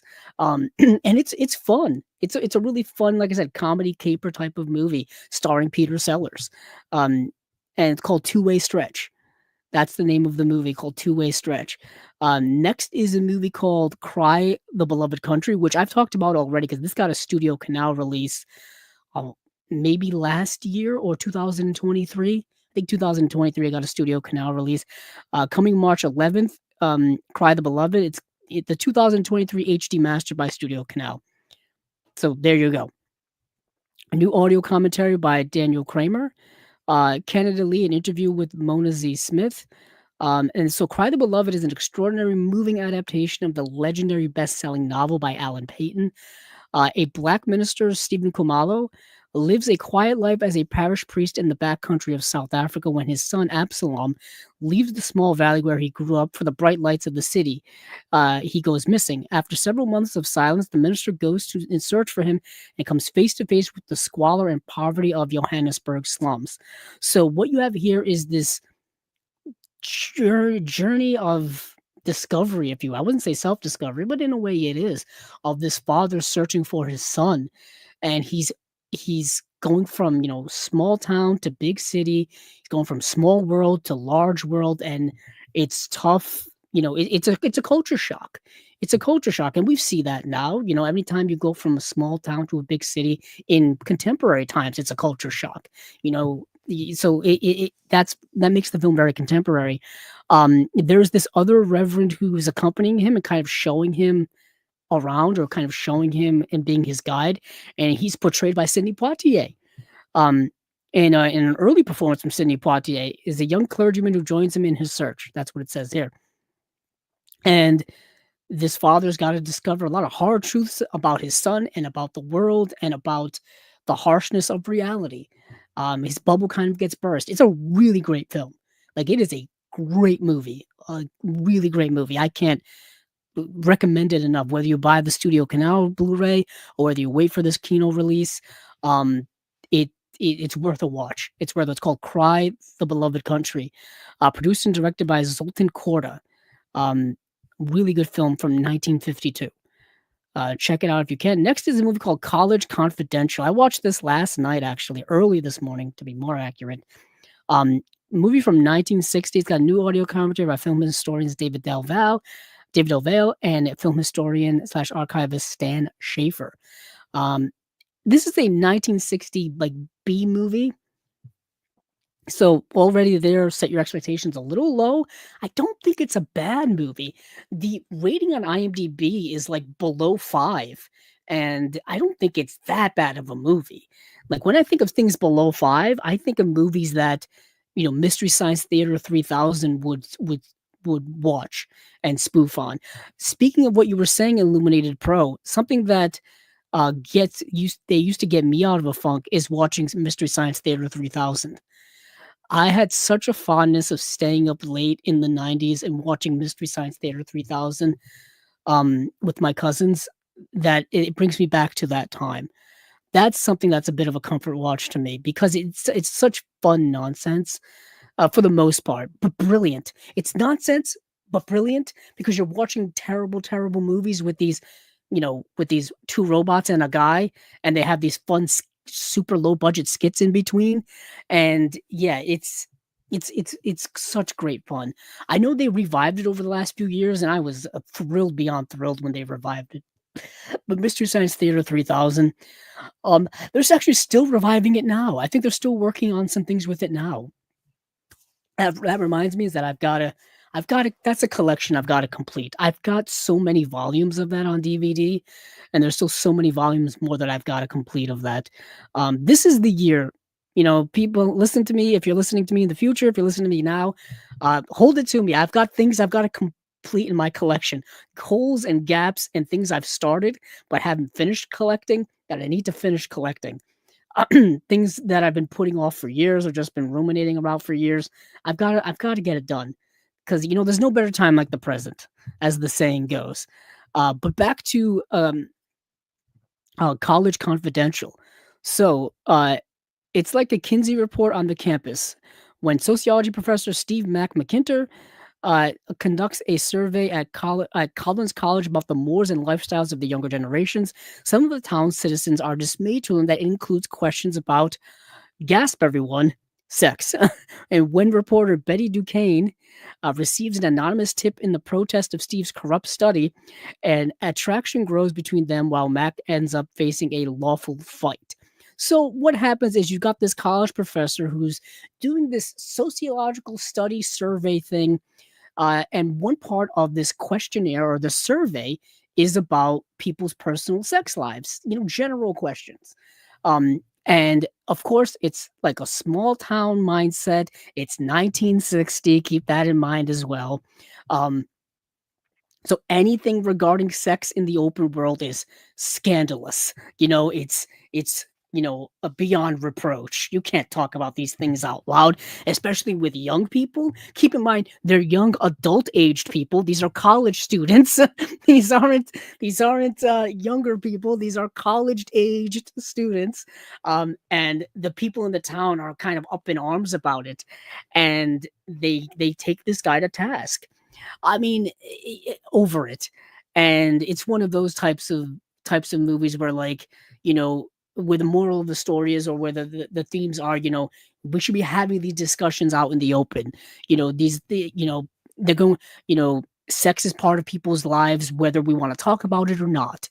You know what I mean? Things like that should be open, and it's healthy, and it's natural to talk about these things, and it's a natural part of life. All of these big themes that we still see being discussed today in movies and TV, books, music, whatever the case may be. I mean, we're more of an open world now than we were in 1960, but in many ways we aren't. And in many ways we are going back to that conservative time, and we are regressing as a society in that way. That's, of course, my personal opinion, but it's interesting how this B movie from 1960 is approaching things that we still see talked about today. But yeah, I don't think it's a bad movie. It's not a great movie. Like I said, it is a B movie in many regards, but I didn't mind it. It's called College Confidential. Mimi Van Doren is in the film. She plays one of the young women in the film that being interviewed and that starts this whole uproar and whatnot. Um, but yeah, called College Confidential. Let's see. Let's see. We have a movie called Godsend, which is Kino Cult number 27. So that Kino Cult line is moving right along. It's got a new audio commentary from Howard S. Berger, Steve Mitchell, and Daniel Thompson. Family horror in the vein of The Shining, Burnt Offerings, and The Omen. The Godsend penetrates and exploits the viewer's most primal domestic fears. A young couple shelters a pregnant woman traveling through the English countryside.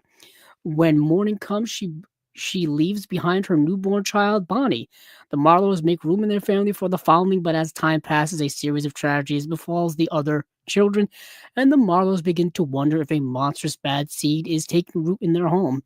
Okay, we've got a bad seed situation going on here.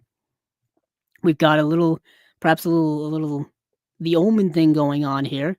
Seems to be in that vein. I haven't seen the movie, so I don't know if it's any good or not. So for those of you who have seen it, let us know here. But moving on from there is Whole Bat Blonde!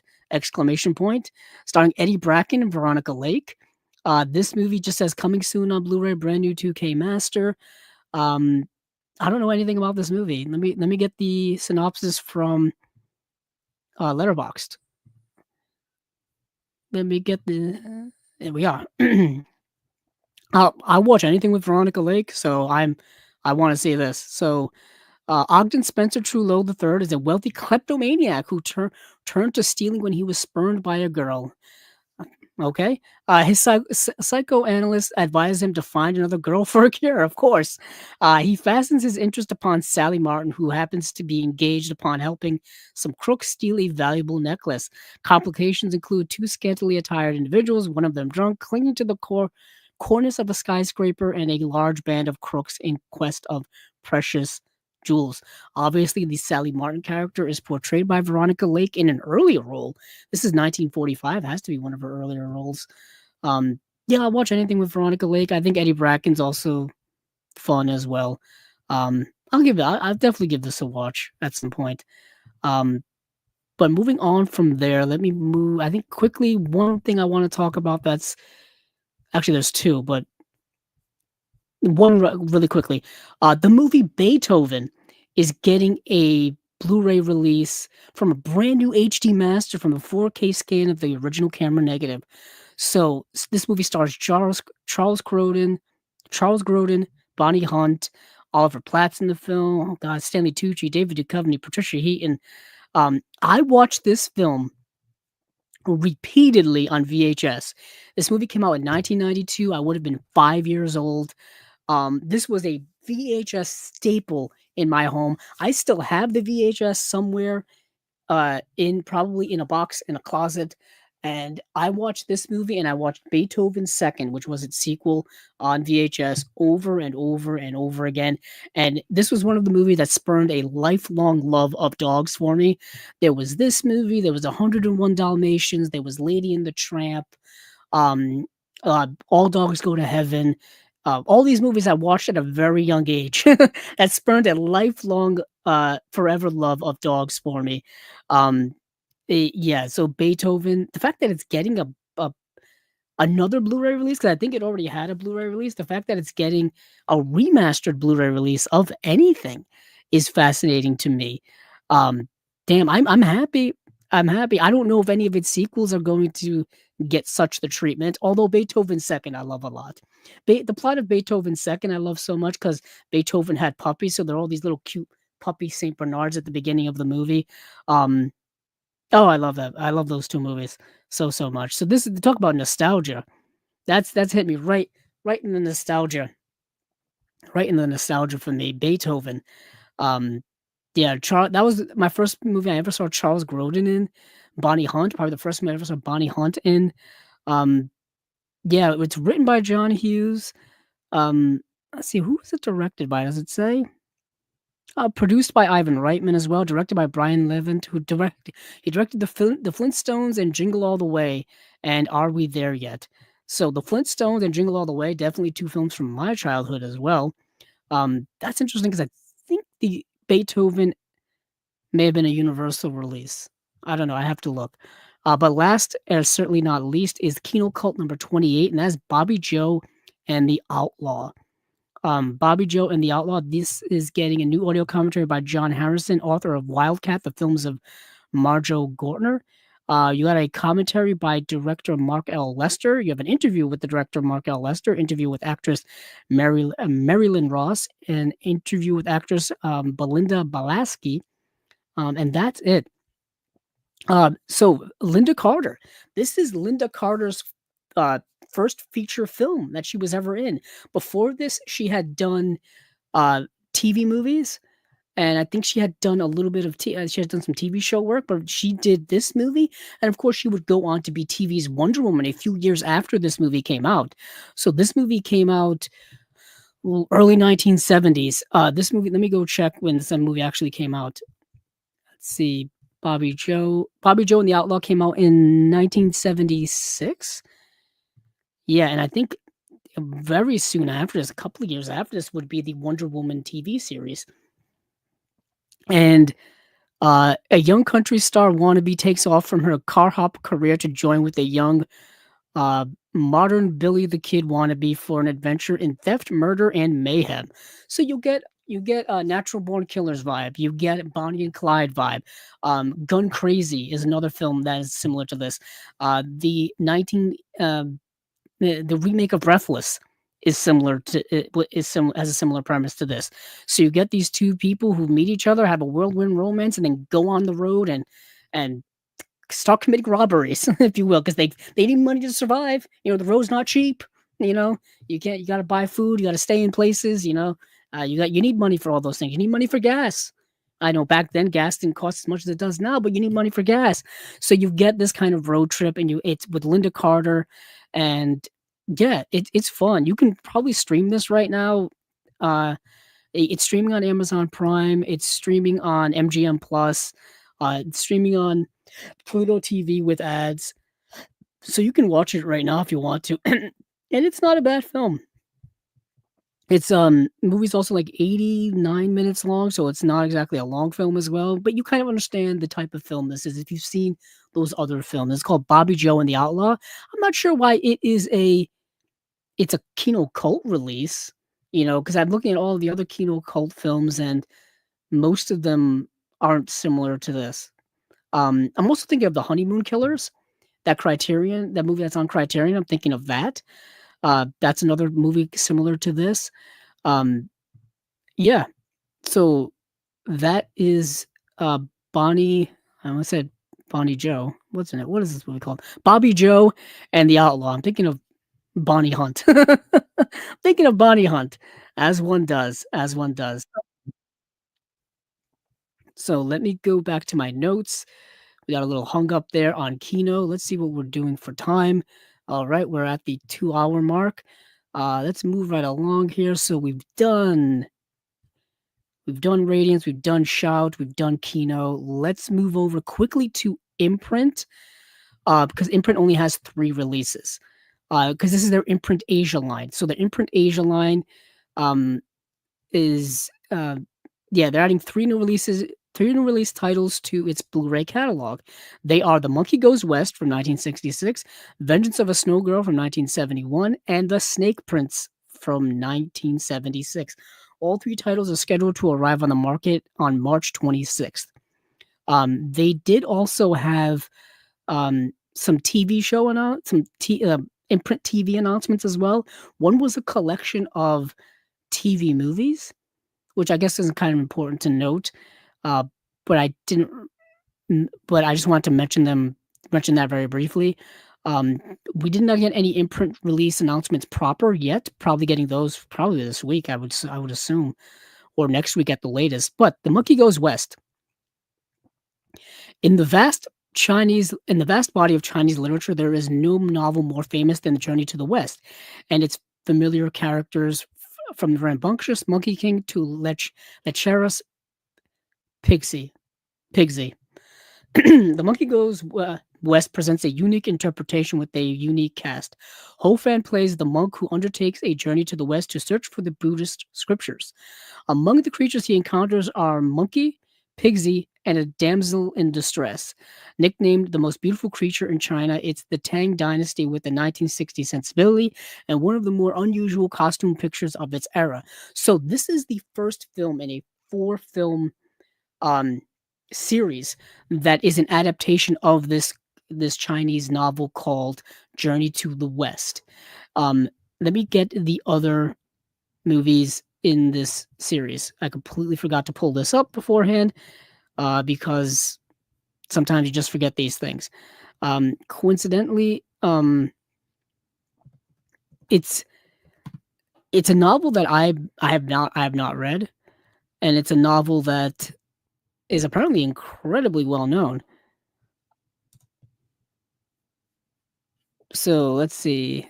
Yeah, Journey to the West is the novel, and coincidentally, there are four parts. Let's see. Media adaptations. So, list of media adaptations of Journey to the West. Let's see. Films. Here we go.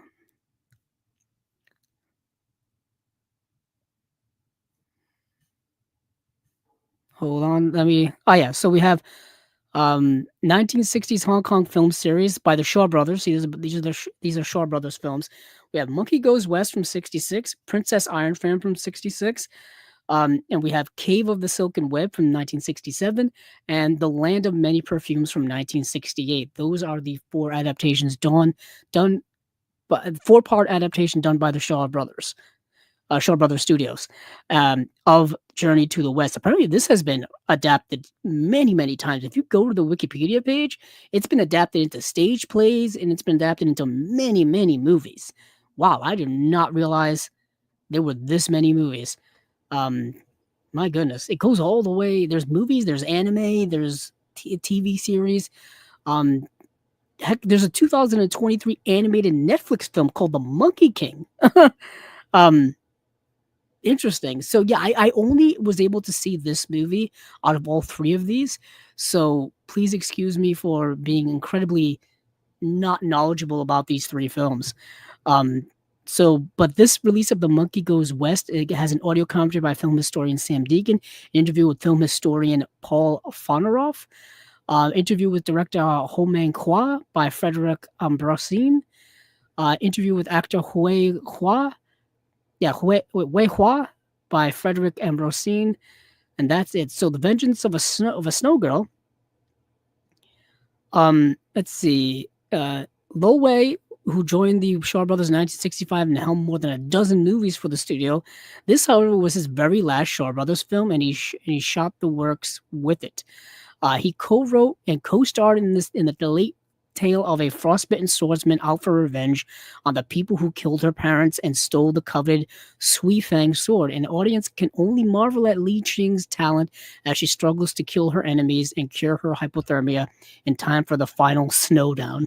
Nice. So this has new audio commentary by film critic Ian Jane, new interview with film scholar Dr. Luke White, interview with actor Ku Feng by Frederick Ambrosin, an interview with actress Lisa Chow Chow by Frederick Ambrosin. Moving on to The Snake Prince. Versatile director Lo Chen and majestic star T Lung teamed up to make this remarkable, unusual fantasy horror epic. T Lung is the title character who lives on the Snake Mountain of Guangxi with his brothers, the Black Snake and the Yellow Snake, who have been trying to turn into humans for 1,000 years. Attracted by the sensual rain dance performed by three glorious tribeswomen of the nearby Mao village, they set into motion a tale of romance, greed, insanity, envy, lust, murder, and tragedy. Now, that's a lot of things. It's a lot of stuff to get into. The lovely Fanny, Helen Ko, Lin Chen Chi, lend their acting talent to a film that is both one of the director's last and most extraordinary. For special features, we got an audio commentary by critic slash writer David West, author of Chasing Dragons, and Introduction to the Martial Arts Film. And then an interview with scholar Wayne Wong, interview with Lemur, former editor of Shaw Brothers Southern Screen magazine, by Frederick Ambrosine. Yeah, those are the three releases from Imprint Asia from March. They are The Monkey Goes West, Vengeance of a Snow Girl, and The Snake Prince. Cool. Cool. So we are moving right along from Imprint over to, let's see, what else we've got here. Let's see. So there is a pair of releases from Flicker Alley that I want to mention. One here is called Merry-Go-Round from 1923, and Merry-Go-Round is getting released on April 1st. Flicker Alley is a label that we don't talk about a lot here on Chasing Labels because they don't release a lot. They only release a handful of releases per year. I think their last release was November.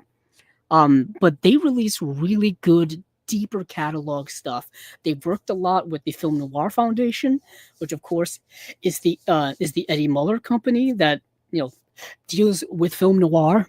They've released several things from in tandem with them. When we had Eddie Muller here on Chasing Labels back in 2022, it was in part because there was a release that they were releasing, a double feature release of The Guilty and High Tide that they were putting out, and that was why Eddie Muller was here on Chasing Labels to talk about that. The Czar of Noir, one of the greatest moments I've ever had here on Chasing Labels. I'll say that over and over again. But Flicker Alley is putting out a movie here called Merry-Go-Round. It's a silent film from 1923. It says here it's directed by Eric Stroheim and Rupert Julian. Only about 10 minutes of footage in this movie, maybe 10 minutes, is from Eric Stroheim. Eric von Stroheim was fired from the movie because he was going way over budget, and he is notoriously difficult to work with. And Rupert Julian ended up taking over and essentially making the movie, if you will. Description here is Flicker Alley and Black Hawk Films are honored to present for the first time ever on Blu-ray the new restoration of Eric von Stroheim's Merry-Go-Round. Well, you have to put Eric von Stroheim's name on this to get people interested, because or else people are not going to really be interested in this film or this release. For those of you who don't know who Eric von Stroheim is or was, of course, they wouldn't. I have to look him up. I went and looked up Merry-Go-Round on Letterboxd, and it just gives me Rupert Julian and not Eric von Stroheim. And of course, I can't spell Eric von Stroheim to save my life. Oh man. I'm just going to copy and paste. Copy and paste can sometimes be your friend in a pinch, people. It can really help you out when you're trying not to look dumb. Here we go. Eric von Stroheim. Eric von Stroheim was an actor as well as a director. He acted more than he directed. But he directed the movies Greed. He directed Foolish Wives. He directed The Wedding March. He directed Queen Kelly. He directed Blind Husbands. But he, of course, was in... he did some acting, like I said. He was in The Grand Illusion. He was in Sunset Boulevard. He was in Five Graves to Cairo. He's in The North Star. So he did way more acting than he did directing. So in Sunset Boulevard, he plays the butler. In that movie, you if you've seen the movie, you know what I'm saying. He's the one that's taking care of Gloria Swanson's character of Norma Desmond. It's a very interesting connection there to movie history. So this movie Merry-Go-Round. Let's see, it's a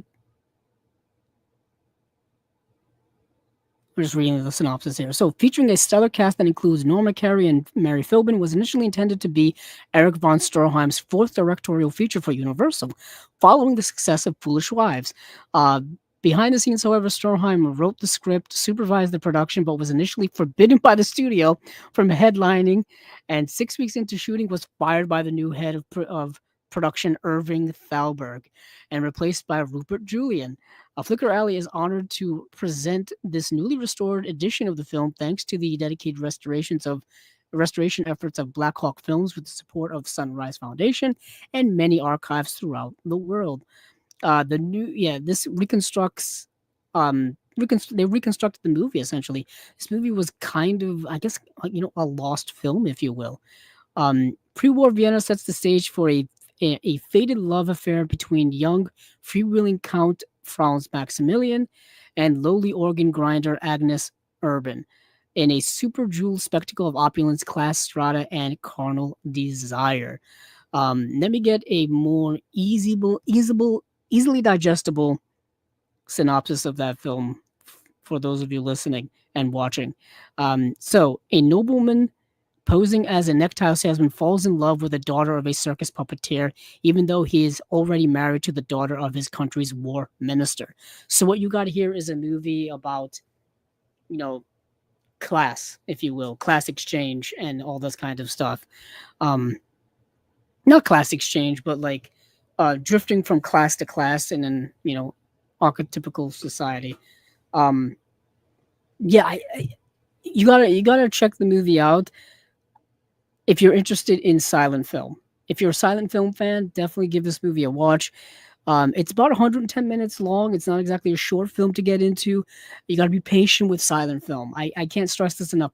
Watching silent movies takes a certain type of viewer. Take somebody who has a lot of attention span and a lot of patience, because it's a different form of the medium. It really is. I personally love it, but I've been watching it for years. Going into it for a first time viewer may be difficult. Especially a movie like this, a movie it's not quite a movie about spectacle. It's not Metropolis. It's not a movie also that's very rather simplistic, kind of like a Charlie Chaplin comedy or a Harold Lloyd film with all of its physicality, or even with, some other stars of that time. Um, I'm thinking of The General. I'm thinking of films like that. This movie's not quite like that. It's more of a drama, if you will, or it's not even like Nosferatu, which is obviously all the rage now with the new movie that just came out. For those of you who have seen Nosferatu, let me know what you think about it. We talked a little bit about it last time, but obviously it's still in the theaters as of this point. Coincidentally, they just announced that it's coming out in 4K UHD February 18th. So get your 4K UHD, get your Blu-rays or whatever you want, coming out in February already. The turnaround now from movies to physical media is very fast.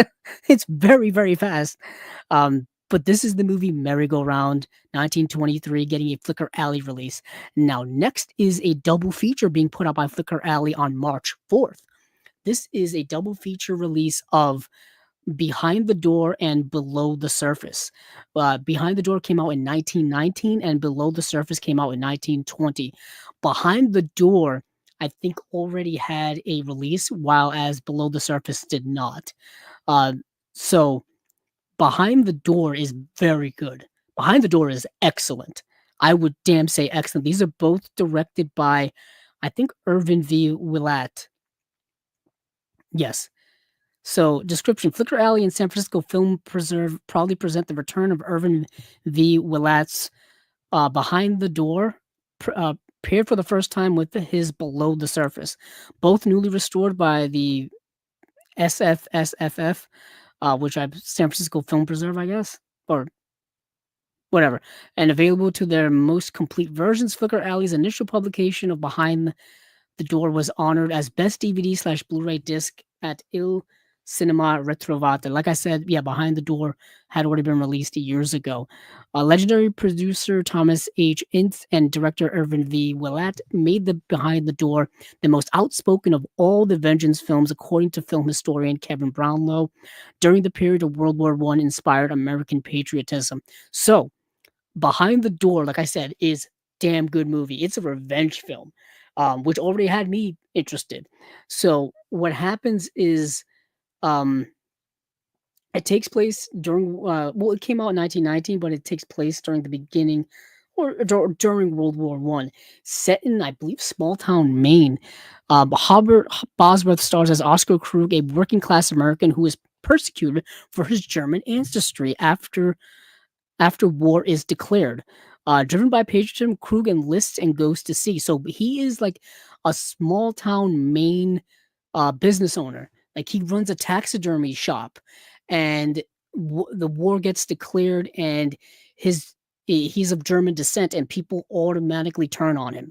Like they automatically persecute him, they automatically go after him, and he has no, interest or ties to Germany or anything like that.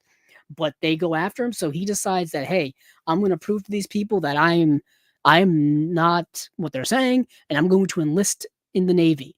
And he enlists and he becomes a captain. But he has a wife as well. Hold on, I'm bouncing around here from tab to tab. Um, and he goes to sea. Yeah, his wife sneaks aboard his ship, and she like stowaways because she just wants to like be with him. And obviously, wives are not supposed to be on the ships, let alone during wartime. And what happened is the ship gets attacked by a U-boat, and it sinks. And she and him both get stranded on a lifeboat, and a U-boat comes along and picks them up. But they capture her and then leave him to drown. And needless to say, that's where the revenge kicks in. I'm not saying anything else. That's where the revenge kicks in. It's a good movie. Good movie. The acting in this movie by Hobart Bosworth is frighteningly good. Um, yeah, it's a damn good movie. Damn good movie. Um, so the next film, which is the movie Below the Surface, he reteams with Hobart Bosworth the following year with Below the Surface, setting the star as a deep sea diver, Martin Flint, who, along with his son Paul, become heroes after saving the lives of downed submarine crew. Unfortunately, their fame draws the attention of James Arnold, who enlists Paul in a deadly scheme involving sinking ships, lost treasure, and the love of Edna Gordon. So this character of James Arnold gets this woman to basically seduce this Paul character of the son of the Martin Flint character to do this like dangerous thing. So they like trick him to do it. But meanwhile, his father's like telling him, that it's a ruse, don't do this, all this kind of stuff. So it creates this rift between father and son. And I don't want to say anything else, but just say obviously more complications ensue after that. But yeah, both films are worth a watch. The first film, Behind the Door, is the star of the show. I can't stress that enough. So for extra features, you get a Russian version of Behind the Door, the re-edited and retitled version of the film that was distributed in Russia with musical accompaniment by Stephen Horn. You get outtakes from Behind the Door featuring music composed and performed by Stephen Horn, restoring Irvin Willat's Behind the Door, a behind-the-scenes look at the restoration. Kevin Brownlow spotlight Irvin Willat, film historian and honorary Academy Awards winner. Kevin Brownlow spotlights director Irvin Willat. Slideshow gallery of stills and promotional material from Behind the Door and Below the Surface.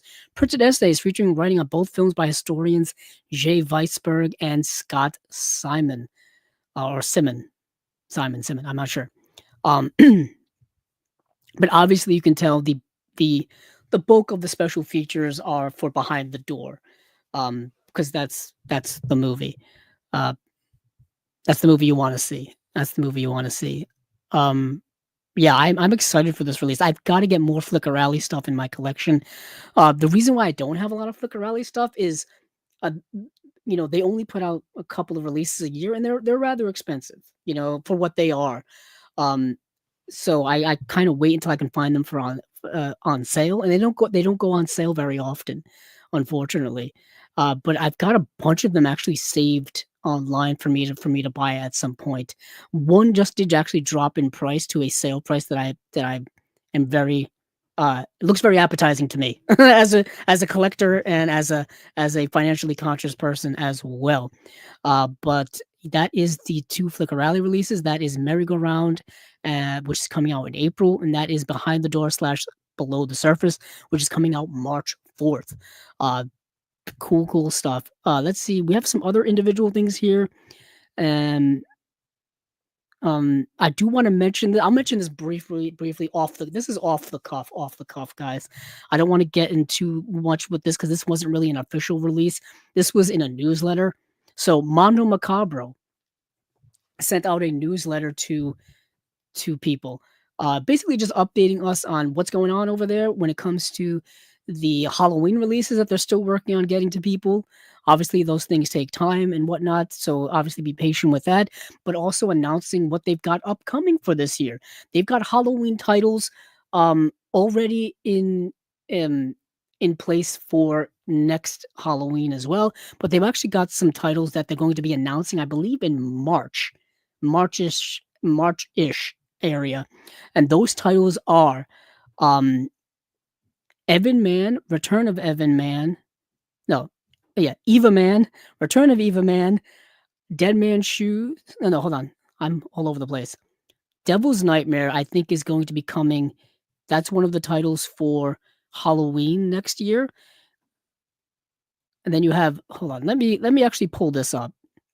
I was gonna go off the cuff here, but obviously I can't be going off the cuff when it comes to this. Just because I'm doing us all a disservice. I'm making things up. You guys are ill informed. We can't have this. We can't have this. Let me see if I can just Google Mondo Macabro newsletter. I should probably sign up for their newsletter.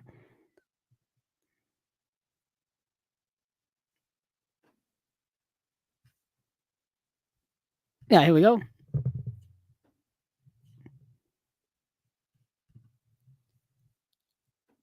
Ah, here it is. So I got it. I have the full newsletter here.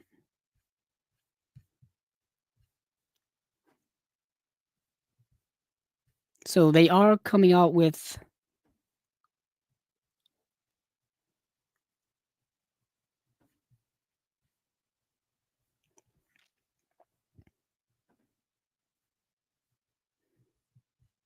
okay, so in the year 2025, um, so once we finally get beyond those damn Halloween sale titles, we do have some very interesting stuff planned for you. Basically, we are going deep, very deep into cinematic obscurity. We have Argentinian films, Yugoslavian films, Greek films, Kazakh films, total straight up art films, total straight up sleaze films, blue upgrades of long forgotten DVDs, forgotten entries in the filmographies of cherished Eurocult auteurs. And later in the year, to get you comfortable again, UHD and blue upgrades of some favorites from our catalog, one of which we can announce now. We are currently working on a brand new 4K restoration of the Belgian slash Italian horror classic, Devil's Nightmare. The UHD upgrade of this uncanny work of bizarre Eurotrash cinema will be on sale during the 2025 October Halloween sale. That's what I was referring to. Okay, I'm glad I looked this up then. So yeah, they're working on those October 2025 Halloween titles now. But obviously that announcement will be later on down the line. But we can but it says, but we can make the announcement of the first new lineup of films for the year in March/April. We have two Blu-ray double features for you. Euro Sleaze Hounds Unite, because you are really going to love these. So if you've been missing us doing sleazy Greek films for the 60s and from the 60s and 70s, well, us too. But we have a couple of Greek double features lined up for you this year, and our first pre-order of 2025 will feature the first Lady. It's going to be Lady Desire and Sexomania. So that will be the first double feature. They're going to announce this in March/slash April, and then the next double feature that they're going to be announcing, the second film in this double feature repackage, is the 1974 release of Sexomania, and then yes,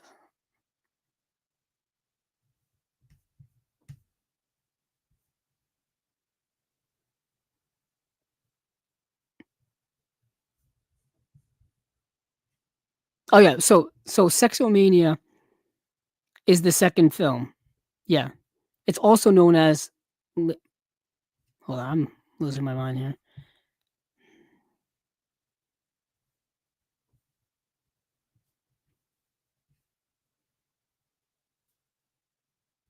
Yeah, so it's gonna be Lady Desire and Sexomania,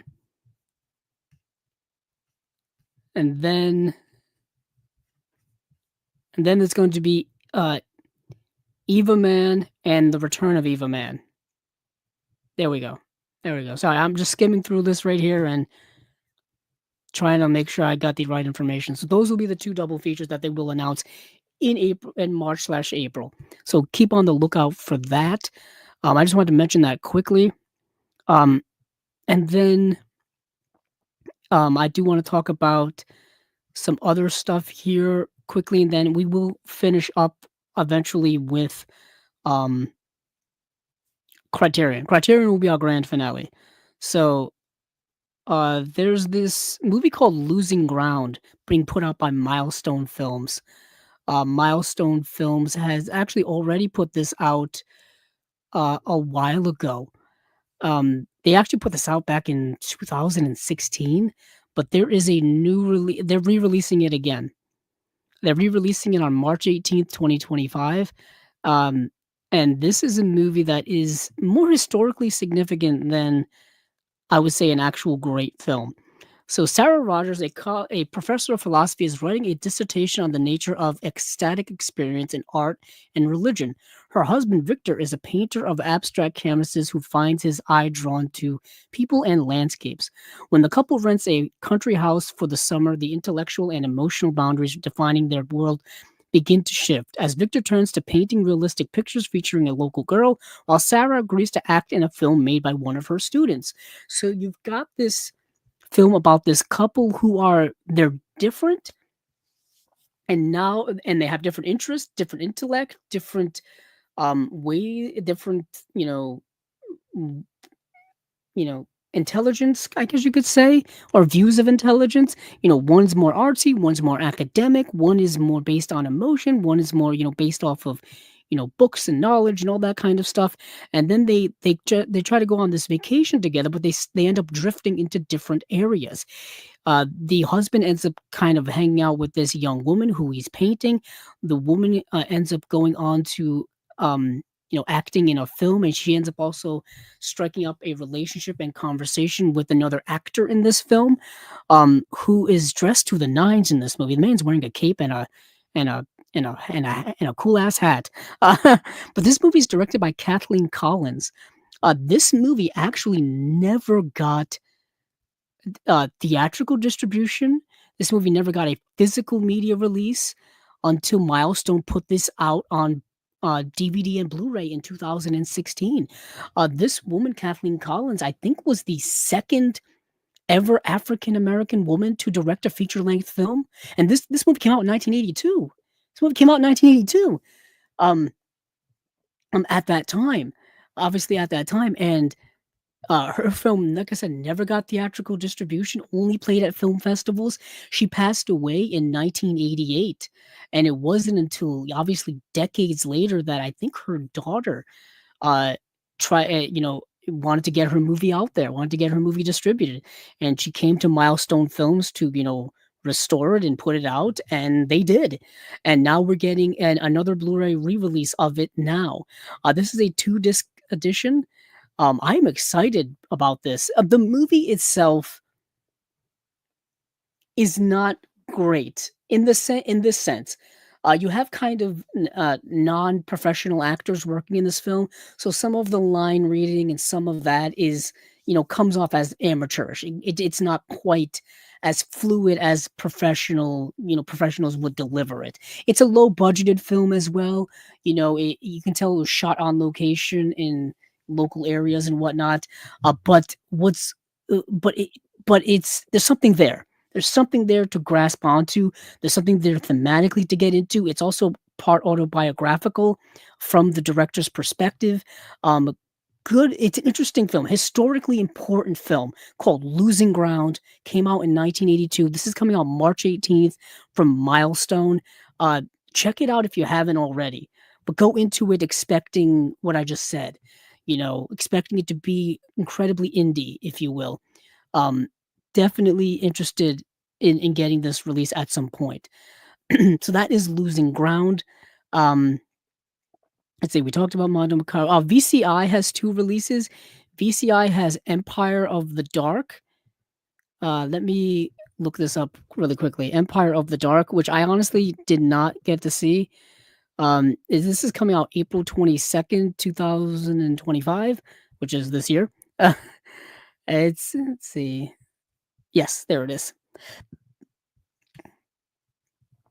So, 20 years ago, police officer Richard Flynn stepped through a swirling vortex into another dimension to try and save the woman he loved and her infant baby from being sacrificed in a satanic ritual, as one does. The baby's mother, Angela, perished, or did she? 20 years later, the infant, now a young man, is being pursued again by the same sinister figures Flynn killed that evil night. These immortals must have the boy's life to complete the sacrifice they began 20 years ago, a ritual that will release upon the earth a legion of ancient demons. Together, Flynn and the boy set out on a journey that will take them over rivers of lava, through underground caves stretching hundreds of miles, and on through the very gates of hell. Along their treacherous path, the two must face giant demons and a legion of soldiers of the army of darkness. Um, yeah, this is like a B movie adventure from 1990, a B movie apocalyptic sci-fi fantasy adventure, horror adventure from 1990. Um, I don't know anything else about it. I honestly don't know anything else about it. I've never heard of it up until now. All I know is that VCI Home Entertainment is putting it out. And then next, we've got another VCI film called The Naked Witch slash The Witchmaker. Um, let's see.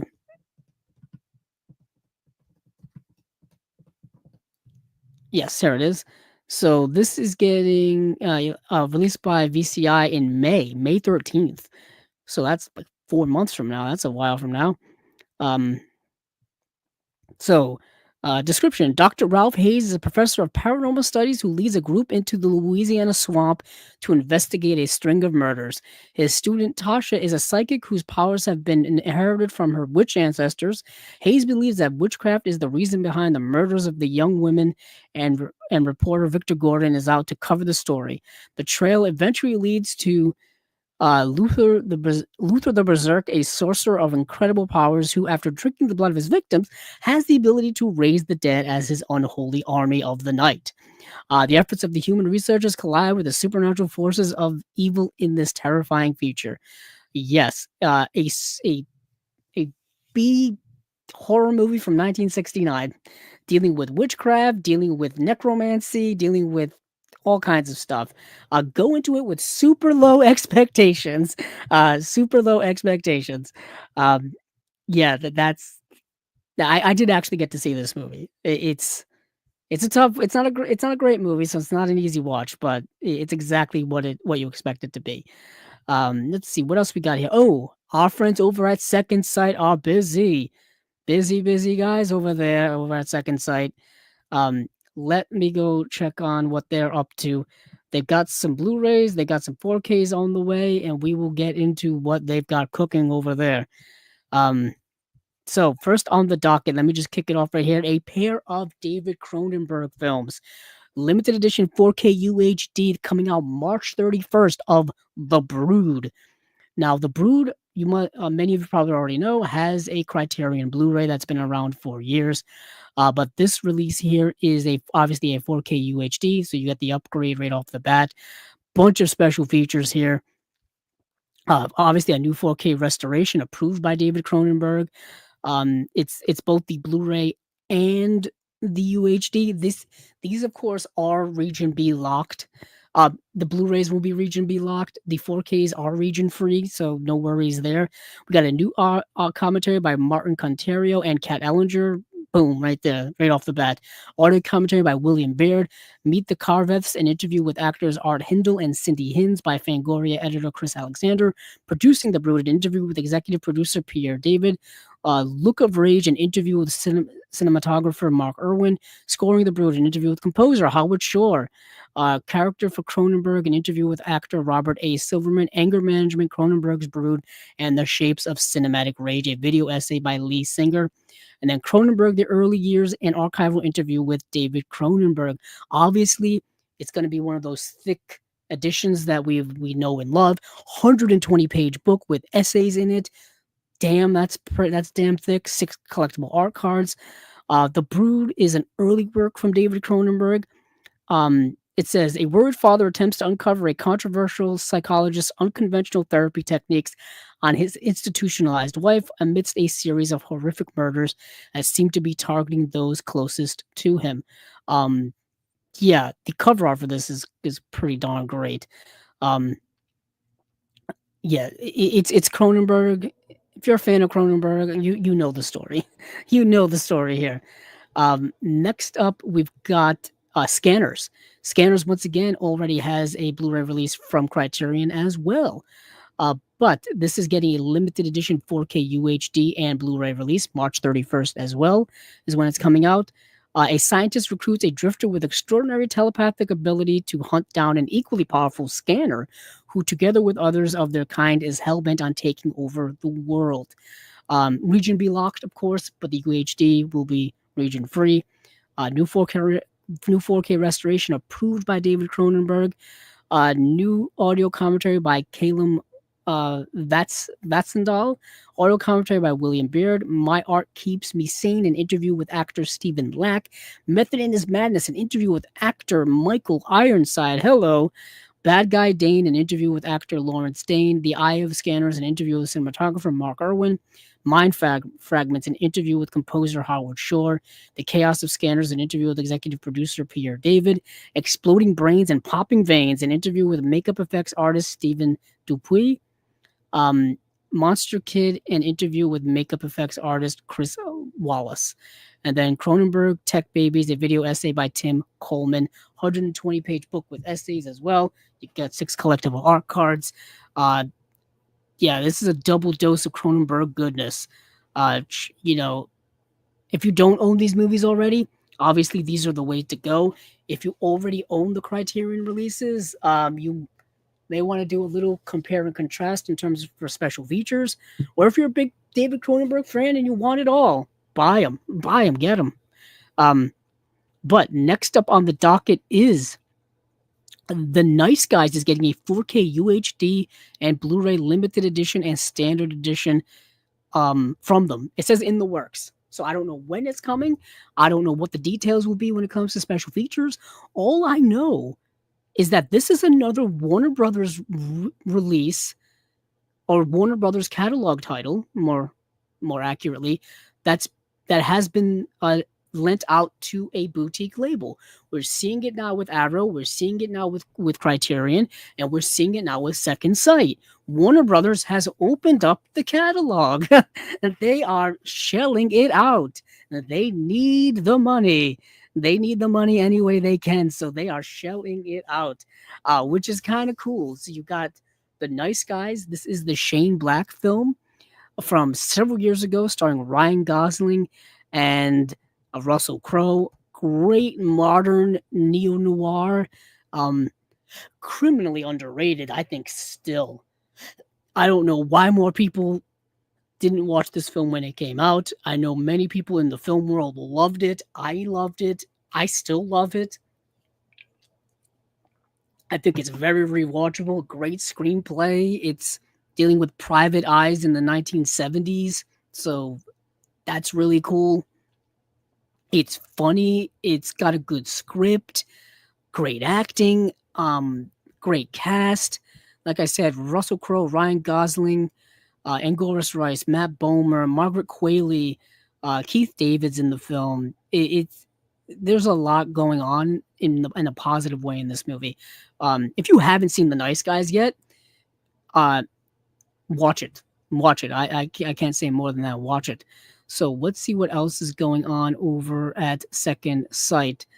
Let's see. I think there's at least one more news story. There is here. So I think it was last year we talked about Dead Man's Shoes and how they were working on release of this movie called Dead Man's Shoes. I know because I watched it for the show. We talked about it here on Chasing Labels, and they've been working on it. And so there's a bit of an update here. It says for the past year we've been trying to source material for a new 4K restoration.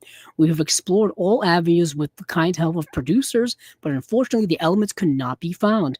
We are, however, currently working on a Blu-ray release. That's going so the release of Dead Man's Shoes is going to be going from a 4K release to a Blu-ray release because I'm guessing they're having a lot of trouble finding the proper source material, proper elements. Perhaps they can't find the original elements to do a proper 4K restoration. And when it comes to 4K restorations, you need the original elements or as close to the original elements or proper source materials as you can get. And if you can't find them, then you got to do other things. You got to work with what you have. And it's probably best to go with just a Blu-ray release than a 4K restoration. Yeah, that's unfortunately that's the case. The second site notoriously waited a long time to find the source material rights or the source material elements to The Hitcher. That's what was part of that release taking so long. And they were able to hunt them down, and it worked out because that 4K release, I rewatched it recently, still looks amazing. One of my favorite releases of 2024 is, I got it right here, is this release from Second Sight. I think this is one of the greatest releases from 2024. It looks so damn good. So damn good. I am still like shocked by how amazing this looks. And that's what happens when you track down the original elements, and you're able to work with them. You maximize the picture quality. Now, obviously, for many reasons, you if you can't find it, you work with what you can. But yeah, let's see what else we've got here. That was what was been going on over at Second Sight. Let me go back to my notes. So okay, so let me look this up really quick, and then we'll get to. Okay, there's two more individual things. Then we get to Criterion, and then we're done.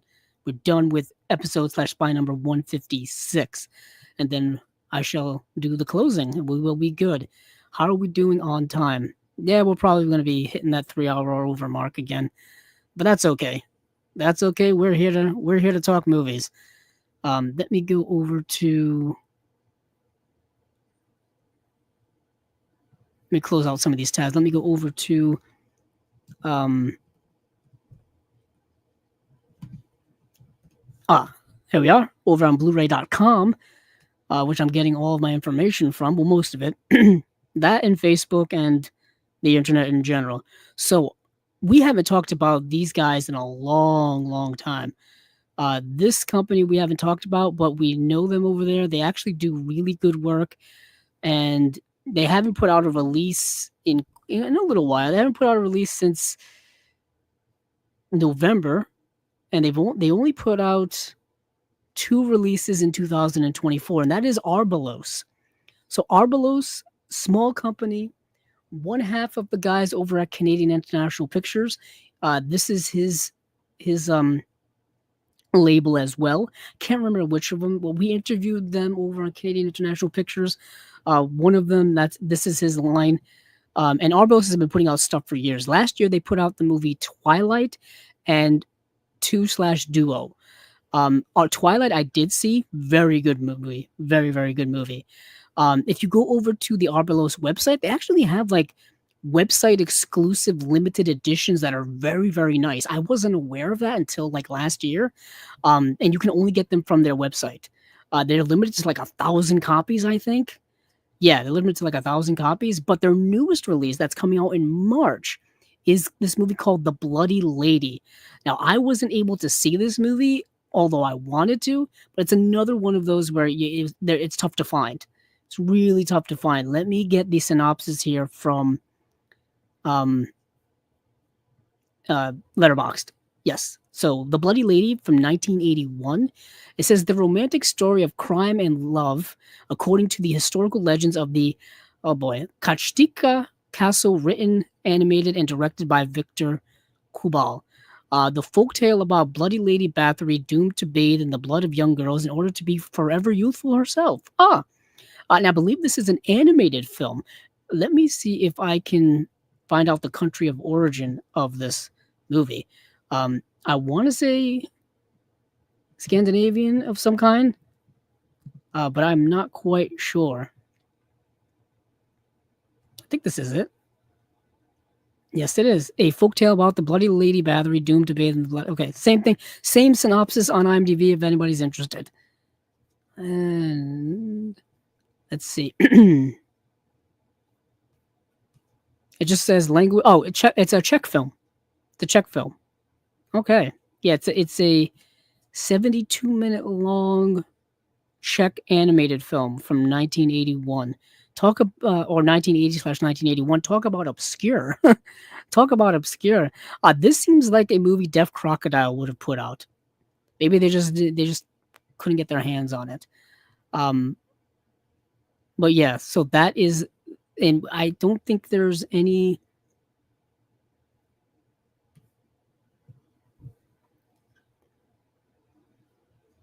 Oh, there are special features and stuff. Okay. Oh, I found this here. Well, I don't know. I should just read this. So it's a new 2K restoration from the original 35mm camera negative by Slovak Film Institute. New restoration of there's a bunch of things here. There's a new restoration of Jerko the Highwayman, including over 20 restored short films. I'm not going to read all of them here. Go to Blu-ray.com and you can look up The Bloody Lady, and you can read all of them here. But there's also a 12-page booklet as well. It's a region-free release. You can watch a trailer for the movie. You can see the cover art for the movie. These are all works by Victor Kubal. So all short films from like the 60s and 70s and into the 80s and into the 80s. So that's interesting. There's a whole description here as well, but yeah, I think that other description is just fine. And this is coming out March 11th. Then next up here is Cohen Media is putting out a double feature of In the Custody and the Proprietor. Let's see.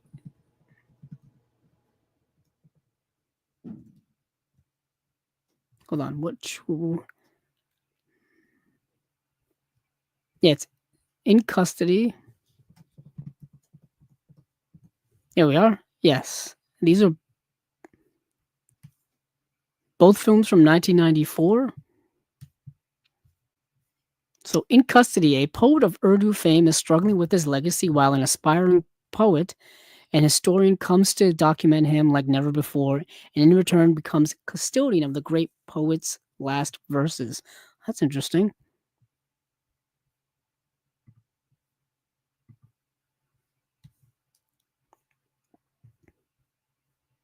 The Proprietor tells the story of Adrienne Marc, Jean Moreau, a respected French Jewish writer who lives in New York, a virtual prisoner of her memories of growing up in wartime France when her childhood home is placed up for auction. Adrienne's desire to purchase the property and return to her homeland is complicated by feelings of betrayal, persecution, and lingering secrets regarding her mother's death during World War II. It is a touching tale about change, friendship, and of reconciling with one's past as a way to make peace with the present. That sounds the present, sorry. That sounds fascinating. So you've got disc 1, which is In Custody. Conversations from the Quad, James Ivory and Nasheed Kamar Farouk discuss In Custody. 3 legacy interviews featuring Ismail Merchant, Shashi Kapoor, Shabana Azmi, and Ampuri. And then disc 2 is The Proprietor, which it has an audio commentary by film critic Wade Major. And then Mahatma and the Mad Boy, a 1974 short film directed by Ismail Merchant. Yeah, I am very, very intrigued by this. This is coming out March 25th. It's a 2-disc set, of course. So now we move to the grand finale. We move over to Criterion. Criterion. Here we are again. So we have the April releases for Criterion. We have 1, 2, 3, 4, 5, 6, 7 releases from them. A mix of upgrades and new stuff. So first up here, The Prince of Broadway, the Sean Baker film. is coming out April 29th. And then also on April 29th is Basquiat. Um, that's and then we have Anora, which is the other Sean Baker film coming out April 29th. And then we have Jean de Florette slash Manon of the Spring, two films by Claude Berri. That's coming out April 22nd. And then we've got some upgrades here. We've got on April 15th, Chungking Express, the Wong Kar-wai film, is getting a 4K release. And then we've got Some Like It Hot. The Billy Wilder film on April 8th is getting a 4K release as well. Hot off of the heels of Kino losing the distribution rights to Some Like It Hot for their 4K release, Criterion wasted no time to put out their own. No time whatsoever. They jumped right on it. I guess we will start there. Uh, uh, what's interesting is I'm pretty sure the special features for the 4K release from Kino and the Blu-ray release from uh, Criterion were a little bit different, and obviously that's going to be the case here. So many of you know Some Like It Hot. It's the classic Billy Wilder film from 1959, starring Jack Lemmon and Marilyn Monroe, as well as Tony Curtis. Jack Lemmon and Tony Curtis skip town and decide to join this band, but they have to dress up as women. A notoriously progressive film in that regard, and they've got to pretend to be in this band as women. Jack Lemmon stays dressed as a woman when they're performing at this place in Florida. I'm going to read this here. One of the most beloved films of all time, the sizzling masterpiece by Billy Wilder, set a new standard for Hollywood comedy. After witnessing a mob hit Chicago musicians Joe and Jerry, Tony Curtis and Jack Lemmon, skip town by donning drag and joining an all-female band en route to Miami. The charm of the group's singer, Sugarcane, Marilyn Monroe, leads them even further into extravagant lies as Joe assumes the persona of a millionaire to woo her, and Jerry's female alter ego winds up engaged to a tycoon. With a whip-smart script by Wilder and IAL Diamond, and sparking chemistry among its finely tuned cast, Some Like It Hot is as deliriously funny and fresh today as it was when it first knocked audiences out several decades ago.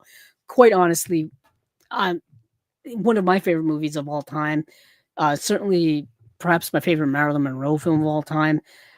This movie is timeless. It's so timeless. It's so great. It's so progressive. It's so ahead of its time. It's so well written. It's so funny. It's so damn perfect. Um, Joey Brown in this movie, who is that rich tycoon that this synopsis refers to, is hilarious. Jack Lemmon is hilarious. Tony Curtis is doing an impression of Cary Grant to portray this fake millionaire who's trying to woo the Marilyn Monroe character. This movie is, like I said, damn near perfect. Own this movie any way you can. Any way you can. It's a must-have for any collection. It's a must-have for any film library. It's great. So we got an audio commentary from 1989 featuring film scholar Howard Suber. Program on Ori Kelly's costumes for the film, featuring costume designer and historian Deborah Nodelman Landis and costume historian and archivist Larry McQueen. 3 behind-the-scenes documentaries, appearances by director Billy Wilder on The Dick Cavett Show from 1982, conversation from 2001 between actor Tony Curtis and film critic Leonard Maltin. Oh, that's great. French television interview from 1988 with actor Jack Lemmon. Radio interview from 1955 with actor Marilyn Monroe. I already have the Blu-ray version of this that they put out a few years ago, which was also from a 4K digital, which was from the 4K digital restoration. It looks amazing. I don't know whether I'm going to upgrade this immediately or not. Perhaps eventually, because like I said, I actually have the original, I think 20th Century Fox release. Let me check, of Some Like It Hot. I have that, and I have like I said, the Criterion. I never bought the 4K that was put out by Kino. But yeah, so yeah, the original release, which came out 2011, was an MGM release actually. So I have that original MGM Blu-ray. I have the Criterion Blu-ray. Um, I mean, for completion's sake, might as well buy the 4K from Kino at this point. Um, just to have them all. You can never have too many copies of this movie. Um, yeah, yeah. So the Kino release does have stuff that the Criterion does not. Billy Wilder and Volker Schlondorf discuss Some Like It Hot. That's not on the Criterion. Nostalgic Look Back is a film conversation between Tony Curtis and critic Leonard Maltin. That is on the Criterion. More with Billy Wilder and Volker Schlondorf. So just more of them talking. It's like an extra 6 minutes of that. That's not on the Criterion. Tribute to IAL Diamond is not on the Criterion. Um, so you do get some things that are different. I think the featurettes are on the Criterion, and there's an exclusive commentary that's on the Kino that you don't get on the Criterion. I don't think there was a commentary at all here. Oh no, there was the commentary from film scholar Howard Suber, which is actually not on the Kino. Yeah. So the commentary that's on the Criterion is not on the Kino, but the two commentaries that are on the Kino are not on the Criterion. You see how you have to play a mix and match game. you see how you see how as a film collector, and when you want everything, how you have to own multiple copies of a movie. Like people wonder why I own multiple copies of certain movies. It's reasons like this, like because of licensing and rights and all this kind of stuff. Um, so yeah, I was just gonna say, if I wanted to be a completist right now, I could just buy the Kino 4K release, still have the movie in 4K, and get the extras that I don't have from the Kino from the from the Criterion release. That's something you could do if you already have the original Criterion Blu-ray release. This is just stuff ruminating in my mind. But yep, that is Some Like It Hot, the Billy Wilder classic. Another one that's getting a 4K re-release as well is Ugetsu, April 1st. Not a April Fool's joke.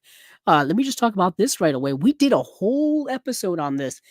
If you are on the Apple Podcast or where you find the audio version of this, we did a whole episode um, on the Cinema Discovery Project days with our previous podcast, where we did a whole episode on Kenji Mizoguchi's Ugetsu.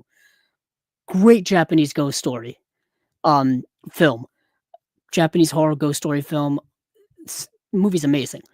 Movie is amazing. So, by the time he made Ugetsu, Kenji Mizoguchi was already an elder statesman of Japanese cinema, fiercely revered by Akira Kurosawa and other directors of a younger generation. And with this exquisite ghost story, a fatalistic wartime tragedy derived from stories by Akinari Ueda and Guy de Maupassant, he created a touchstone of his art, his long takes and sweeping camera, guiding the viewer through a delirious narrative about two villagers whose pursuit of fame and fortune leads them far astray from their loyal wives, moving between the terrestrial and otherworldly. Ugetsu reveals essential truths about the ravages of war, the plight of women, and the pride of men. Yeah, that doesn't really tell you what the movie's about, but trust me, the movie is amazing. Um, I would recommend this movie to anyone and everyone. This doesn't tell you anything either. I went over to IMDb, and the IMDb one is just as vague as the one over here on the Criterion page. But Ugetsu for me is like a 5-star film. It's incredible.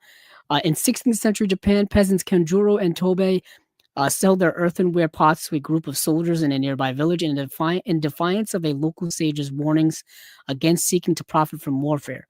Genjuro's pursuit of both riches and the mysterious Lady Wakasa, as well as Tobei's desire to become a samurai, run the risk of destroying both themselves and their wives Miyagi and Ohama.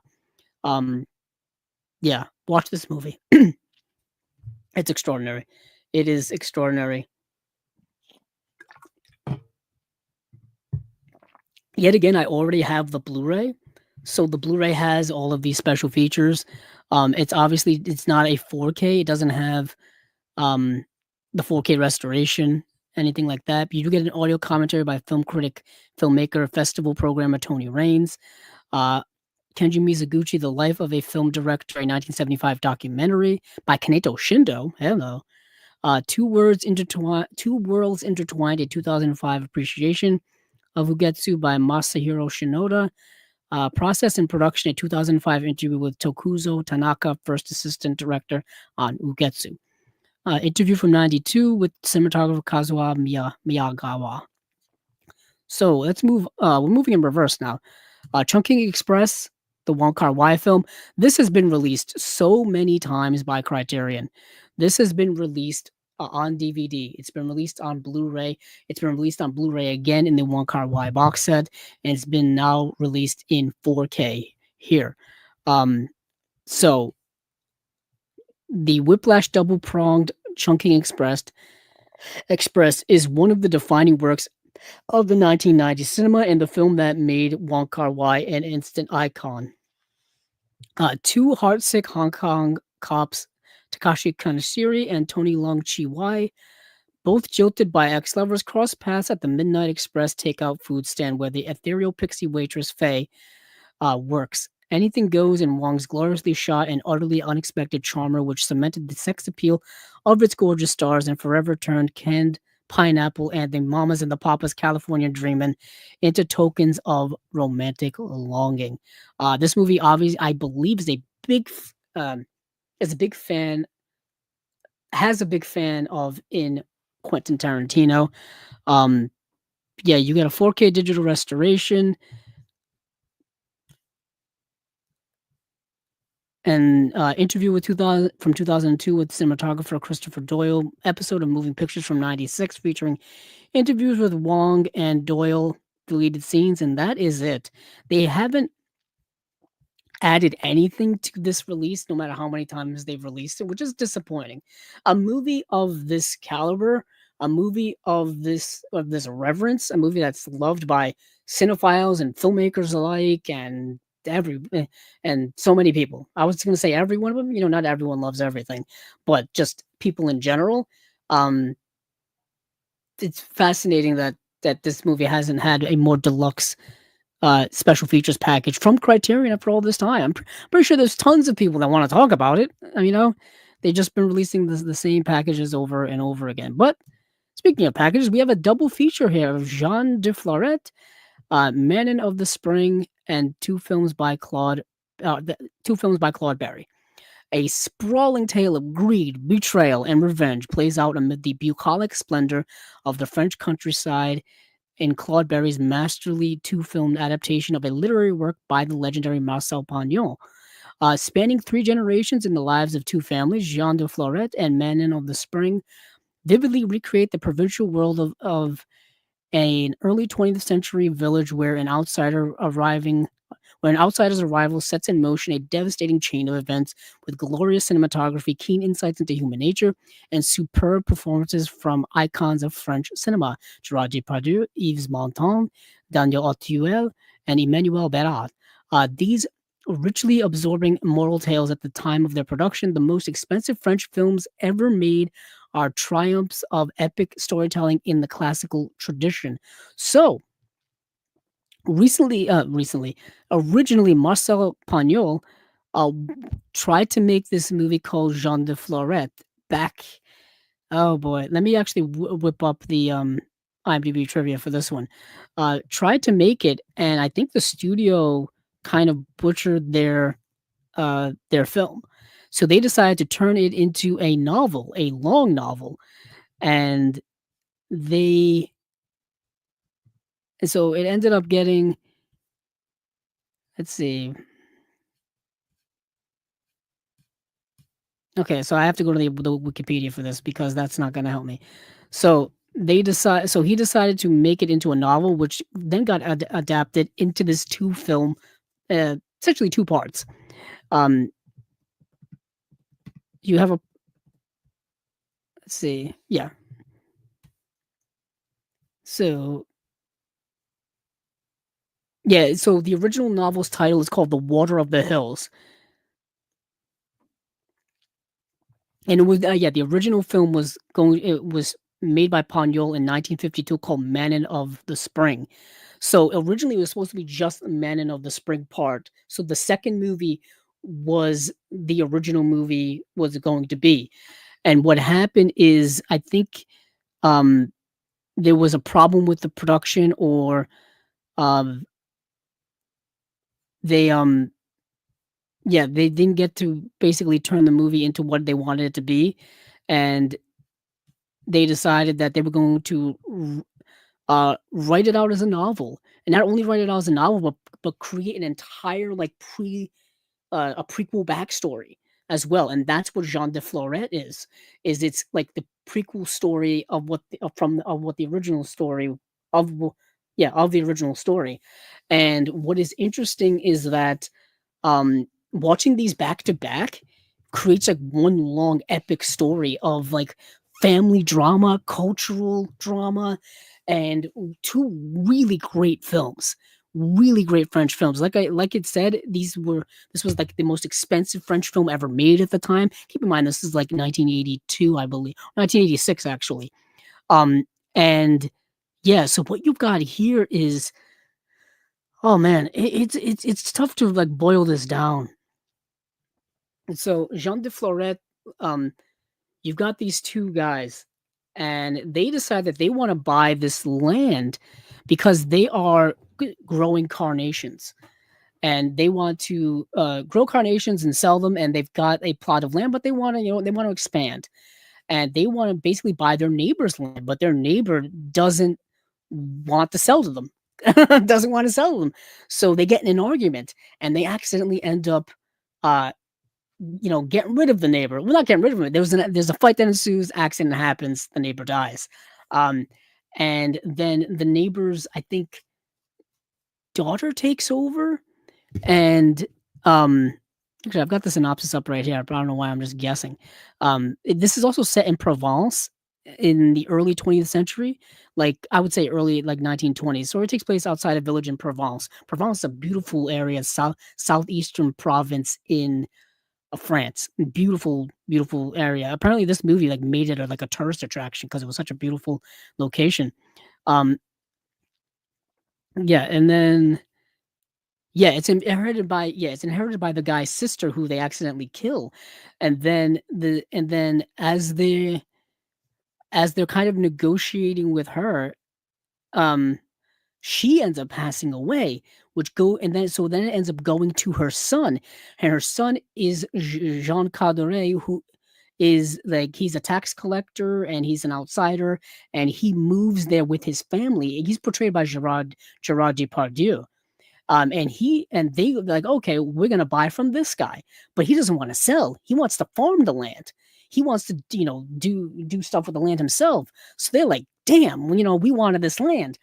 Also, what also is they discover a water source on the land, a spring, and that spring is vital to cultivating this land. Like it's going to make this land valuable. It's going to make people able to grow stuff on this land. You can get rich off of this land because of it. They discover it on there, and they actually plug it up. They plug it up so that anybody working or anybody who owns the land thinks the land is worth less than what it is. And they decide that they're going to keep that a secret between them. They're not going to tell anybody about it because they want this land cheap. But this guy, the Gerard Depardieu character, um, he wants to farm the land. And they make this guy's life like a living nightmare, where they obviously don't tell him about the water source on there. So this guy he's trying to farm this land, and he can't do it because he doesn't have water source to keep the land fertile, to keep the land being able to grow on it and to make it profitable. So they just like they basically screw this guy over, and he just has a dismal time with him and his family. And needless to say, bad things happen to him. And the second part of the movie, the what says Manion um what's it Manion of the source. Hold on, let me get back. Um yeah, Manon of the Spring is kind of the you move forward in years and you get the aftermath of those events of the first film. I won't say what happens, but you get the aftermath of that, and you get certain results of that, and and it continues with the time jump forward. Um, both of these films back to back, awesome, a great watch, great films, great acting, great writing, good themes that are very contemporary, very well thought out themes. It's very much a literary book come to life in all of its richness. I really like these movies a lot. Like this is a great release from Criterion. This is a 4K release. It's a 4 disc set, so this is going to be a nice set. Let's see what we got here for special features. Absolutely goddamn nothing. Okay, so we've got two special features. Ah, damn it. Um, Claude Berri, the Car Dealer, a 2018 documentary on director Claude Berri's life and career. The Force of Destiny, a 2017 documentary about the making of the films. That's it. I'm hoping those are substantial runtimes on both of those special features. If not, what a colossal error. Like you couldn't get anybody to do anything on this. Come on, Criterion, you're killing me here.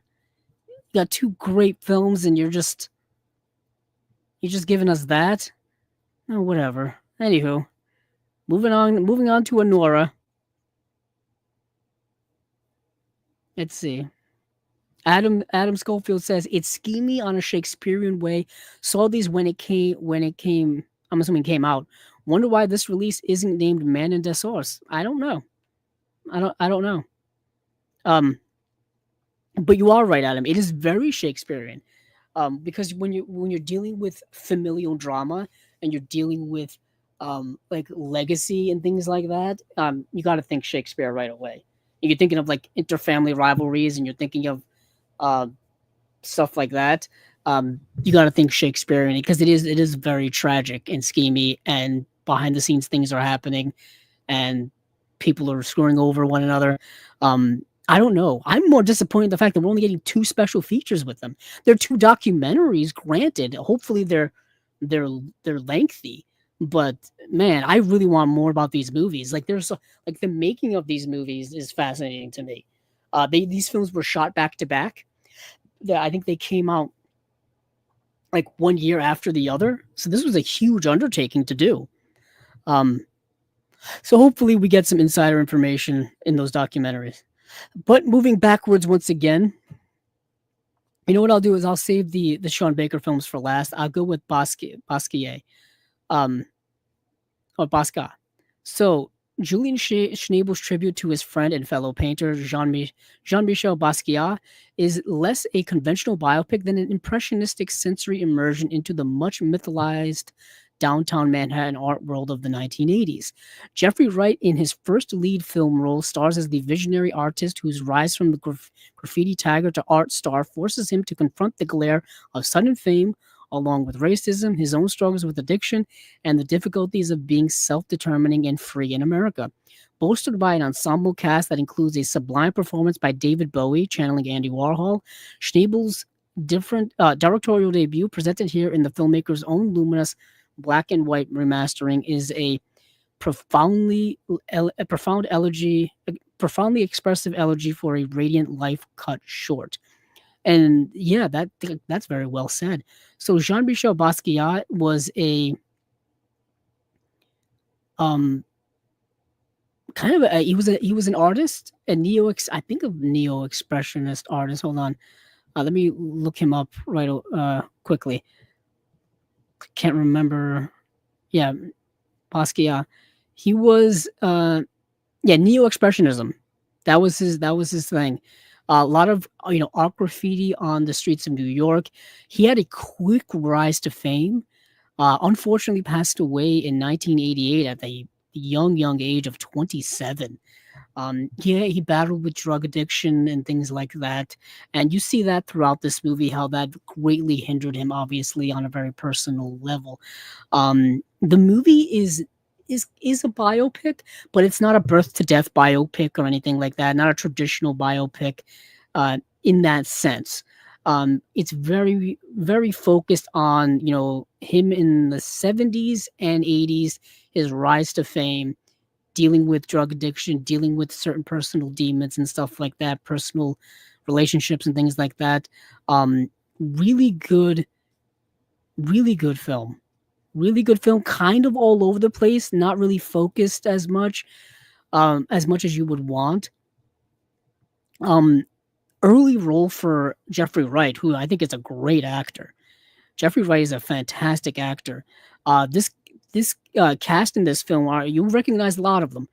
Jeffrey Wright, David Bowie, Benicio del Toro, Dennis Hopper, Gary Oldman, Michael Wincott, Claire Forlani, Parker Posey, Courtney Love, Tatum O'Neal's in the movie. Willem Dafoe is in the movie. Sam Rockwell is it plays a thug in quotes in the movie. Um, interesting movie about a very interesting person.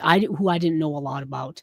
I had to do kind of like a crash course in who Basquiat was, and what his artwork was, and how profound he was, and how popular he became. How his star was a meteoric rise right away. Um, yeah, what an interesting film. Let's check out the special features on this release. We've got obviously this is a 4K UHD release. There's an audio commentary featuring Schnabel and writer and curator Julia Daniolo Vallen. 4K restoration of the 1996 theatrical version. New interview with actor Jeffrey Wright. That's cool. Interview from 1996 with Schnabel and actor David Bowie.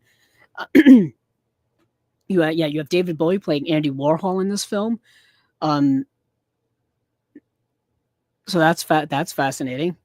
I just saw Factory Girl where we had Guy Pearce playing Andy Warhol. Now I've seen David Bowie play Andy Warhol. But yeah, that's the movie Basquiat, about Jean-Michel Basquiat. So now we've got Sean Baker.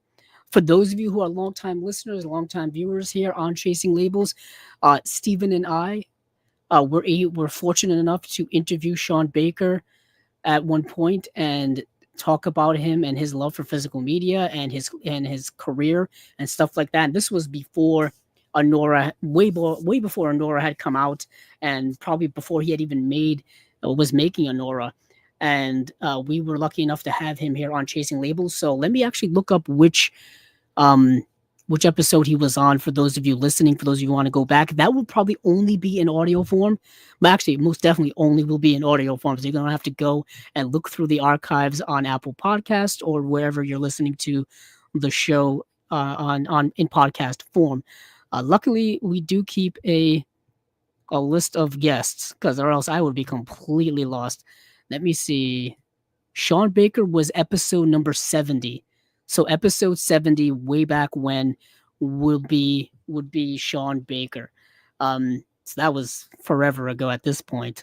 That was not quite 100 episodes ago, but you know what I'm saying. So we had Sean Baker here on Chasing Labels. He's our friend. I like to think so. It was a great time. There's a picture of Steve and I and him during the video chat.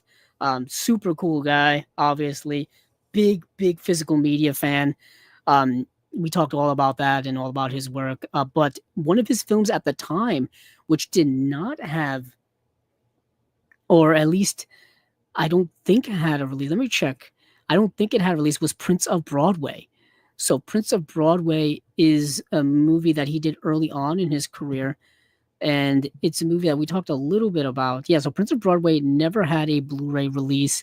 I never even had a DVD release. And obviously now it's got a Blu-ray release here from Criterion. This is just a Blu-ray release. So a raw, disarmingly moving slice of neorealism, this early career triumph from DIY author Sean Baker plunges into the world of West African immigrant Lucky and his Armenian Lebanese boss Levon, two unlikely friends who peddle knockoff designer goods in Manhattan's wholesale district when a long-forgotten ex forces him to take care of a young son he didn't even know he had. Lucky must figure out how to become a father without losing his edge in the counterfeit merch game, capturing the chaos of urban life through expressive handheld camera work, remarkably naturalistic performances, and flashes of manic humor. Prince of Broadway is one of Baker's most vivid explorations of the illusionary nature of the American dream. And this movie came out in 2008. Obviously not quite his first film, but certainly an early film from Sean Baker. We've got two audio commentaries, one featuring Baker and the other featuring producer and co-writer Darren Dean, associate producer and actor Victoria Tate, and actor Karen Karagulian. New introduction by Sean Baker, two documentaries on the making of the film, restoration demonstration featuring Baker and Coco. Um, Plus, there's an essay by film critic Robert Daniels. Robert Daniels, someone who I follow on social media. I follow him on Letterboxd. We actually have had his partner, Mariah Gates. Mariah Gates, who is the founder of the hashtag Noirvember. We had her on during 1 November for Noirvember. I've known her for many, many years. She's been a guiding light through my life through cinema for a very, very long time. Truly one of the best ever. Um, so that's very interesting. So there's an essay by him, and this is a fascinating release. I'm glad to get it. I still have a bunch of Sean Baker films stacked up somewhere around me that I'm not sure quite where they are. But we talked to him about his film Takeout, which at the time had just gotten the Criterion release from um, Criterion. So this would have been around 2022, which is when we talked to him here on Chasing Labels. And yeah, Takeout, which is one of his earliest films, really good film as well. So you've got Takeout, you've got Prince of Broadway, and now you have Anora. Anora. So you got three Sean Baker films in the Criterion collection. I would love to see Tangerine get a Criterion release. That would be great. I know there is a second sight Blu-ray release of that already. He actually told us about that release before it had come out. He told us about that at that time. It's been out now for forever. But Anora is his newest film from 2024. It was one of my favorite films of 2024. I think it was in my top 15. And this is a an interesting film. Contemporary cinema's foremost chronicler of American dreams and schemers hustling on the margins of capitalist promise, Sean Baker reaches new heights of mastery with this audacious and Cinderella story, a whirlwind neorealist screwball comedy with an aching heart. In an electric Star is Born performance, Mikey Madison soars as Anora, an enterprising, ferociously foul-mouthed Brooklyn erotic dancer and sex worker whose prince not so charming comes along in the form of a Russian oligarch's wild child son. This is the beginning of the fractured fairy tale, also featuring standout performances from Karen Karagulian, Yura Borisov, and Vasha Tavmasian. That turns the cruel realities of class inside out. Winner of the Palme d'Or at the 2024 Cannes Film Festival, Anora confirms Baker as one of our preeminent auteurs. Um, there was a lot of pushback when this was announced. Um, I don't know why. There's a lot of gatekeeping when it comes to Criterion from collectors and film fans and people in general, and I've never quite understood why. Criterion has shown that they've put out anything and everything. And they put out anything and everything. They, there is like a mission statement or like a slogan or they're known for cult classic contemporary films or whatever the slogan is. But we've known that Criterion puts out anything and everything really at this point. They've got over 1,200 releases in their catalog. I mean, like, what are we talking about here? There was a some pushback against this being announced already. Instead of some other things that have that aren't in the collection yet, or that need releases and whatnot. But for those of you listening on Chasing Labels, you kind of know the game so far. When it comes to the boutique labels, it's what you're able to acquire. You know what I mean? What you're able to acquire when you acquire it and all that kind of stuff. You know that that's part of the game. I don't have to explain that to any of you. So obviously, they were able to get this film, acquire the distribution rights right off the bat to it, and they're gonna put it out. Why not? Why not? At this point, when it comes to boutique labels, when it comes to them announcing their slates or announcing releases, if there's something you don't like, just wait a little bit because they're gonna announce more things very, very soon. Um, if you don't like something, you don't have to get it. If you like something, then you get it. Whatever the case may be. I'm very loose when it comes to these things. I'm not a big fan of gatekeeping or anything like that. But Anora, if you notice, also the um the cover art is actually an homage to Jess Franco's Vampiros Lesbos. No, yes. No, yes. Hold on. Let me check. Um,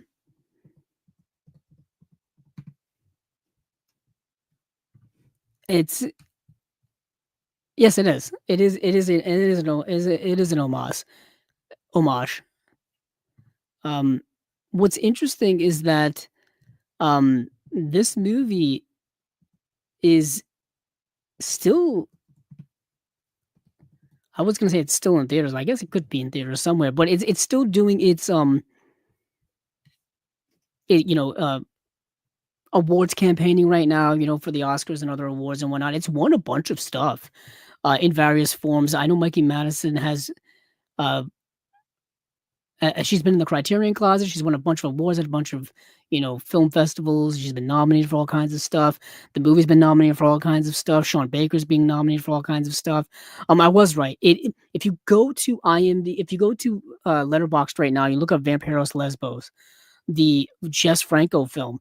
The poster, um, the poster looks like the cover of Anora, so it's an homage to that, which is very fascinating because if you know Sean Baker, he likes those types of movies. He's been in The Severance Cellar, all that kinds of stuff. But let me get back to this. Let me get to the no, I already talked about the special features, but to me, I really like this film a lot. It wasn't quite the film that I was expecting. It's more of a comedy than I was expecting. It's a comedy of circumstance, but it's a comedy up to a point where things, become kind of sad. You know what I mean? Like, you're laughing at some point, but then, like, oh, the situation is not something you should be laughing at. You come to that realization.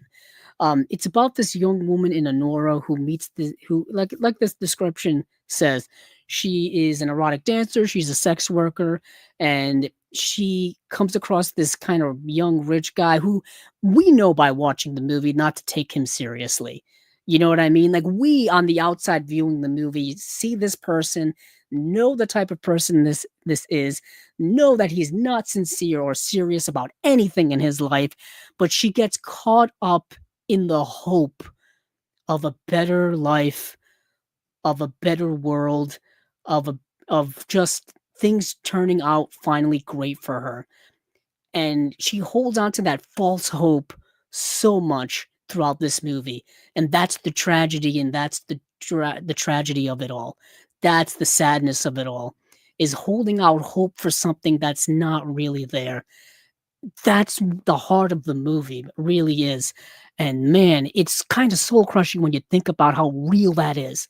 How every day in our lives we're holding out hope for perhaps something that we hope is real, but it's not. And damn, it's soul crushing when we come to the realization that it's not. Whatever it is, whether in this case it's money and extravagance, that's a whole other theme. This theme of capitalism has duped us into this idea that money is the key to happiness. Money is the key to everything because money runs the capitalist world. You know what I mean? You need it. You need it to be happy. You need it to survive. You need it to live. And this movie hits on that a lot. Um, yeah, the acting's great. I really like the movie a lot. I know not perhaps not a lot of people, not a lot of people, but some people did not. Some people didn't like the depiction of the sex working aspect of it, and or the erotic dancing of it as well, and how that world is portrayed in the film. It's not really done in a truly authentic way.